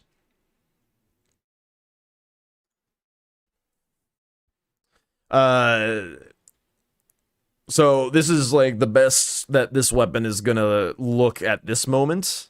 Like, this guy would probably die in like 4 shots to a Sacred Blood Fiend's arm, but you know, still kills it in a relatively reasonable time compared to like Swed would not be killing this thing any faster, so not the worst thing in the world. And then like kind of from here, I feel like around here is when I stop taking notes a little bit, because I'm like, look at the remaining squares. Like, what is there to analyze about this moment? Like, these have synergy. Swed has a painting, I guess. And then everything else is in a different corner of the world. And it's like, they both have prio to all of these things, like, the same. I don't know. Like, I don't even know where the advantage bar is. Like, is it with Swed because he's a little bit more set up? Is it with Gustaf because he's running Bellerat right now for a double square? Like, what do we say about this game? This board is in just like such strange shape. Swed has 1 more square. I mean, kind of, yeah. He's got 1.5 more squares, I think, sort of. Where's he going? Oh, he's going for the troll. So he goes to the troll. Yeah, Swed grabbed Castlefront at the start, though. So, like, it doesn't... Like, he kind of already has that benefit. I mean, I guess you wouldn't need to, like, go through another loading screen or something. Man, these DLC boards get weird sometimes. Wait, when does the Queeline thing happen, by the way? Because I do know exactly what happened, like, mechanically. I just wanted to see it. So he's getting Revere Dash first. Oh yeah, I remember he, like, warps to Gravesite, and Domo's like, okay, he's finally gonna go buy shit. Thank God. and then Gustaf just, like, rides out, and Dom's like...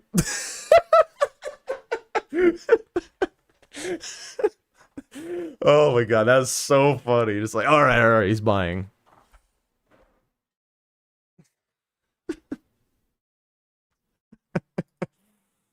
Oh Lord, poor Domo.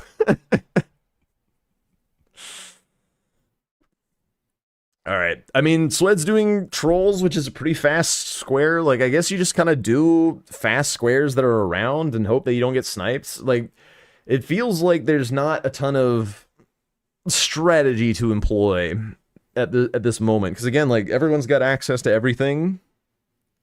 Anyone can do anything, so it's like all vibes, I think. Could have quadrupled the damage against Romina. Oh yeah, almost certainly. Almost certainly. Also, I think so at a certain point, because again, this board, like, there's nothing for me to really, like, think about or do or whatever. I just, like, I put the stream on my phone on, like, audio only mode and went out to the yard to play with the dog while just, like, listening to Dom lose his fucking mind for, like, the remaining half hour of the game. And I recall there being some, like, lamenting about having to mog, like, almost 500k in a tunnel or something. Kind of looking forward to seeing that.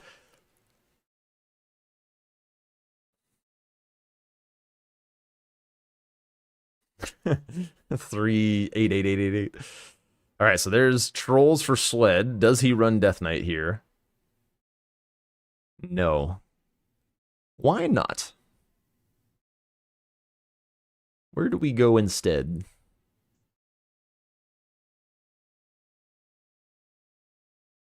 Is it Bellerat time?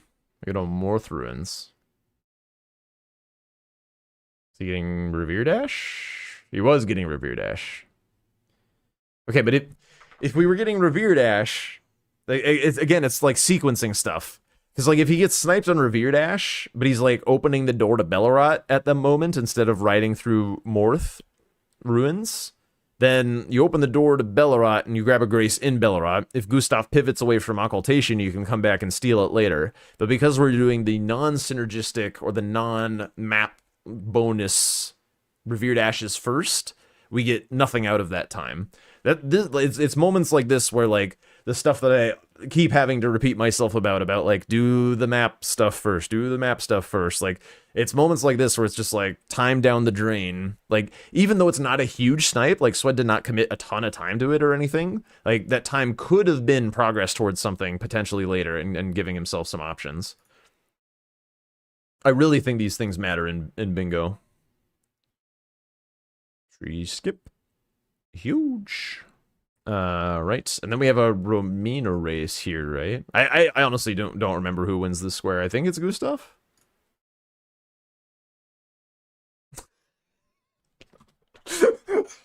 Okay, I had to laugh my ass off a little bit. Seeing a jump attack with a Blood Fiend's arm against Romina at an hour into the game and just seeing the health go like, boop, it was like,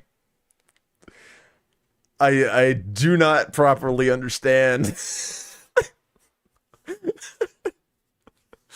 Oh my god. I was expecting that to like whomp, like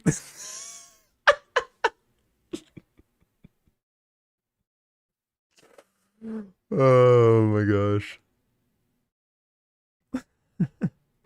Yeah. Gotta stagger 5 to 6 times, yeah. Oh my gosh. Even the charge R2, it's just a little boop. Ah! Dom. Look at his face. Look at his face, dude.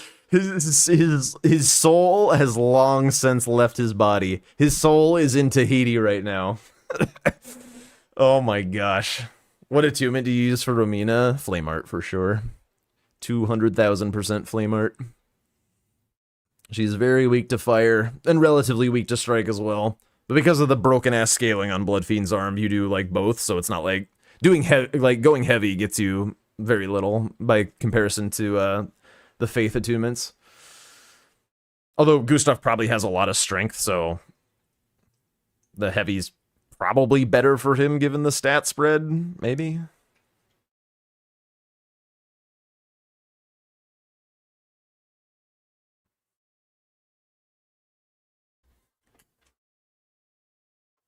Right, Phoebe. You don't want to be chewing that. Thank you. All right, and the Swed damage looks like what?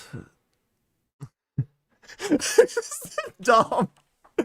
Oh, Dom, dude. Poor Dom. He's struggling.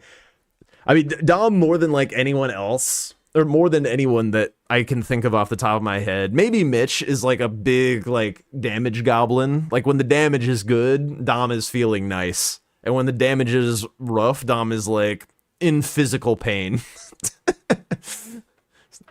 What are we licking the headrest of the chair for?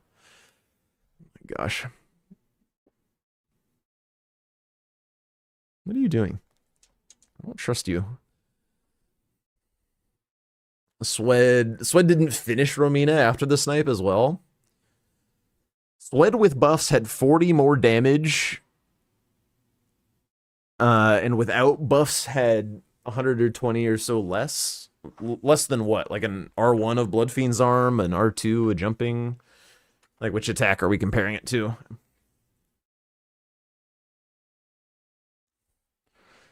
Dual tickle fights with Romina wasn't on my bingo card. I mean, if this was like first square Romina, like at minute like I don't know, 25 or something. Like I could see the fights looking like this.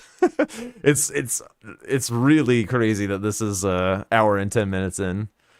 R1 of Blood Fiends versus R1 of Shithole. Yeah, I mean it does attack faster, but yeah, I get your point. Mog's out, yep. Blanks is like, what? Yeah, this was quite the late game. Surely Letta's doesn't get more. I actually don't really remember how this game ends. I was like getting ready for broadcast pretty soon. Okay, so this is where the Death Knight thing. Oh, this is the Iris. This is the Iris. Okay. Hang on. Okay. Yeah. I've seen this happen specifically to Gray before, a very long time ago. But basically, like, it happened the same way where, like, you're getting chased by shit, and when you enter Queline's invasion box and you quit out, the invasion box, like, goes away. And basically you just have to warp back to the Grace, and then it works. But also, like, everything that would, like, otherwise fight you in the Queline fight, if you, like, kind of go to the back of the arena, like, kind of over this way a little bit, actually, kind of where you're at now is just fine, everything de-aggroes and kind of goes away. So, like, there's never really a need to quit out unless you're actually going to be promptly murdered by the Horned Warrior. But yeah, I have indeed seen this happen. I don't know if it's, like, really a bug. It's definitely replicatable. But yeah, warp to small private altar there and run back, and we'll be all good. But instead, we pivot to Death Knight. I think Dom was saying that this, like, costs the game as well. Hard to say. What was the final score looking like? Okay, there was still a Shadow Tree Avatar and a Letta at the very end. Okay. So, Swed's cruising through Death Knight Catacomb. Sure. We're in here with nearly 500,000, sort of. Not sitting at Grace makes a lot of sense, because if you do have to Mog, you don't have to take the elevator back out and stuff, but... Yeah, the Dom, oh my god. He's in so much pain.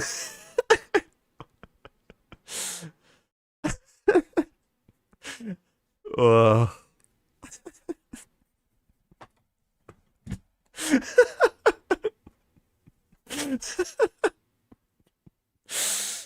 my gosh. Maybe, okay, so on the one hand, maybe is harping on the damage and stuff a little too much or whatever, but also, like, I don't know, this is pretty entertaining. I think this is funny as fuck. Oh god. Okay, so Swed gets paintings, and Swed, I think, also gets Iris from here, because Swed is ahead on the paintings by virtue of going Frenzy Weight earlier. Stop biting shit, baby. So that's a snipe. I'm just trying to think if there's, like, something else. Oh, the stream ends? Oh, it's because this is maybe when I started my stream or something. Yeah, okay. Tomo is taking IRL yellow damage. Okay, so he has Shadow Tree Avatar prepped and then does Iris.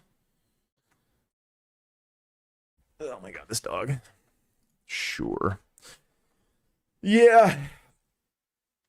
I mean, I guess advantage bar V Swed. This late game is just, like, super weird. And I feel like the base and the DLC late games had kind of a similar vibe of just, like, one player being a bit ahead-ish, sort of. Like, this game kind of closer, I guess, as far as who was ahead and who wasn't. But, like, the rest of the squares just being in all kinds of different angles, and there's, like, no real way to, like, figure out. It's basically, like, when it comes to... It's time to just, like, stop analyzing the game, essentially, and, like, whenever these kind of games happen, while I'm, like, taking all my notes and shit for the match review, I just kind of, like... When I detect the game becoming this, like, late game, like... I don't want to use the word slog because it's still, like, typically very interesting, but it's not very, like, there's not a lot to commentate on exactly. There is for live commentary. There's not enough to like review and analyze and like, oh, what could he have done differently or whatever, because it's all just like working in the dark, trying to figure something out and doing the best he can. So at those points, I tend to just like sit back on my couch and enjoy the show. So yeah, not really much else to say about this kind of game. Honestly, feels like it's coin toss if you get Iris at the point that you wanted, but probably still Swed's game in the end. Potential, yeah. I mean, he had Shadow Tree Avatar set up a little bit. You were ahead on Letta, but like it's like you can't really ever go Letta until it's the last square on the board, just because like if you're wrong, like it's just like it takes so unbelievably long.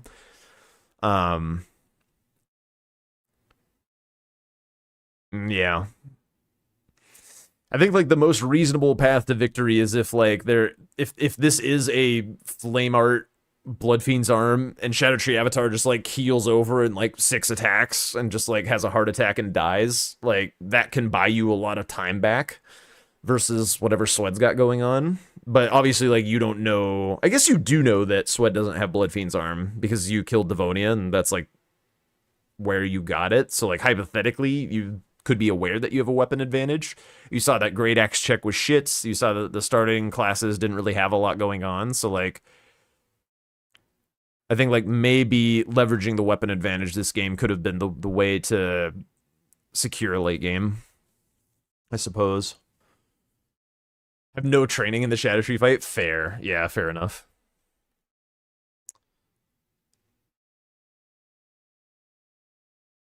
Yeah. Swed does the quit out, gives the Iris, and that'll do it. But yeah, I mean, heck of a nice game, to be honest, and especially for not being super comfortable in the DLC.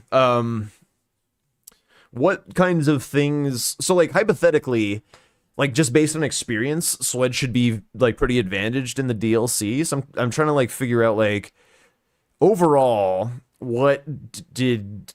Like, what went well for you and what went poorly for him that made the game really close? I think the 2 hippos cost Swed some time. I think investing more into Ancient Rao was probably helpful for Gustaf. Hefty Pots. I'm going to pause before the board goes away. Because, like, there's a lot of good squares that Gustaf gets. I guess I could kind of do the same thing that I did with the Aggie Raidens game. Like, who gets the most S-tier squares or whatever. So, like, if we look at the squares, we do the little tier list just to, like, see. So, if there's, like, a S, A, B tier list... And then I go, all right, so Swed gets Rolana. That's like probably a B tier square. That's pretty good. Gustaf gets Romina. That's probably an A tier square. That's pretty good. Swed gets Moonrathil, B tier. I'm not going to do all of them, just like the good squares. Hefty Pots is A tier. Cookbooks is S-ish. It's like S light, so I'll put it there. Swed gets Ansbach, which is obviously S tier. Letterune, A-ish. Rid of those. Devonia is a nice B tier square. Golden Braid on this board is not amazing. Incants on this is probably a B or something. I think, like, more or less, I feel like Gustaf is getting more of the premium squares, while Swed is not, I think. Maybe you could put Golden Braid over, like, B on this board. Like, because Golden Braid Finger Creeper, like, pretty fast, good value. Ashes of War, A tier. And then, like, a lot of Swed squares are just, like, more middling. So I think just, like, I think the game is closer because of square quality. I think Gustaf just gets, like, higher quality squares. And Swed gets more crappy squares. So that's why the game, like, gets pretty close, I would say.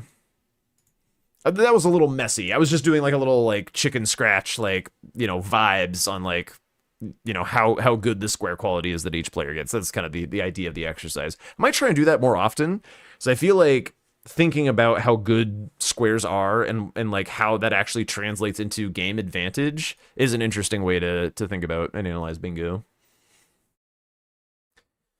All right. With that, that is the final match to review today. What a long day of bingo. Ooh-wee. What's going on out in the world? So Yui's doing match review. Swed's playing with Boosford. Oh, he's doing some coaching, I think. Swed's doing coaching. There may not be any need for me to be doing shit or to keep going. And honestly, I've had a hell of a long weekend. Like these reviews and stuff are like a lot of work. I gotta spend like basically 24, like basically like 36 hours of like Wednesday or Friday through Sunday of like thinking about bingo stuff through like my stream and whatnot. So it is pretty exhausting. So I might do a short be a short one today, and then do a little rest and recharge, get ready for the next week. There's a lot of cool stuff going on next week. So yeah. Either way, thanks so much for hanging out, guys. Sorry for just a super short stream today, but we'll be back with more energy and more bingus and more bingo technology and theory and all that kind of stuff next week.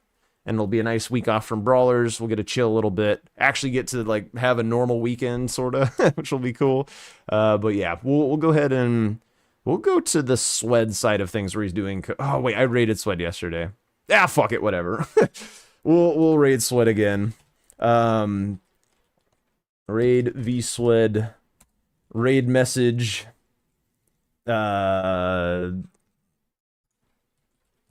We'll do a custom raid message. Oh shit, here we go again. Dumpers. Whatever dumpers you want to throw in there, do some of that, because I've raided him 3 times in a row and it's funny, I guess. Anyway, I'll catch you guys later. Have a wonderful weekend. Enjoy hanging out with Swed and enjoy the coaching. Bye! Bye, bye, bye, bye.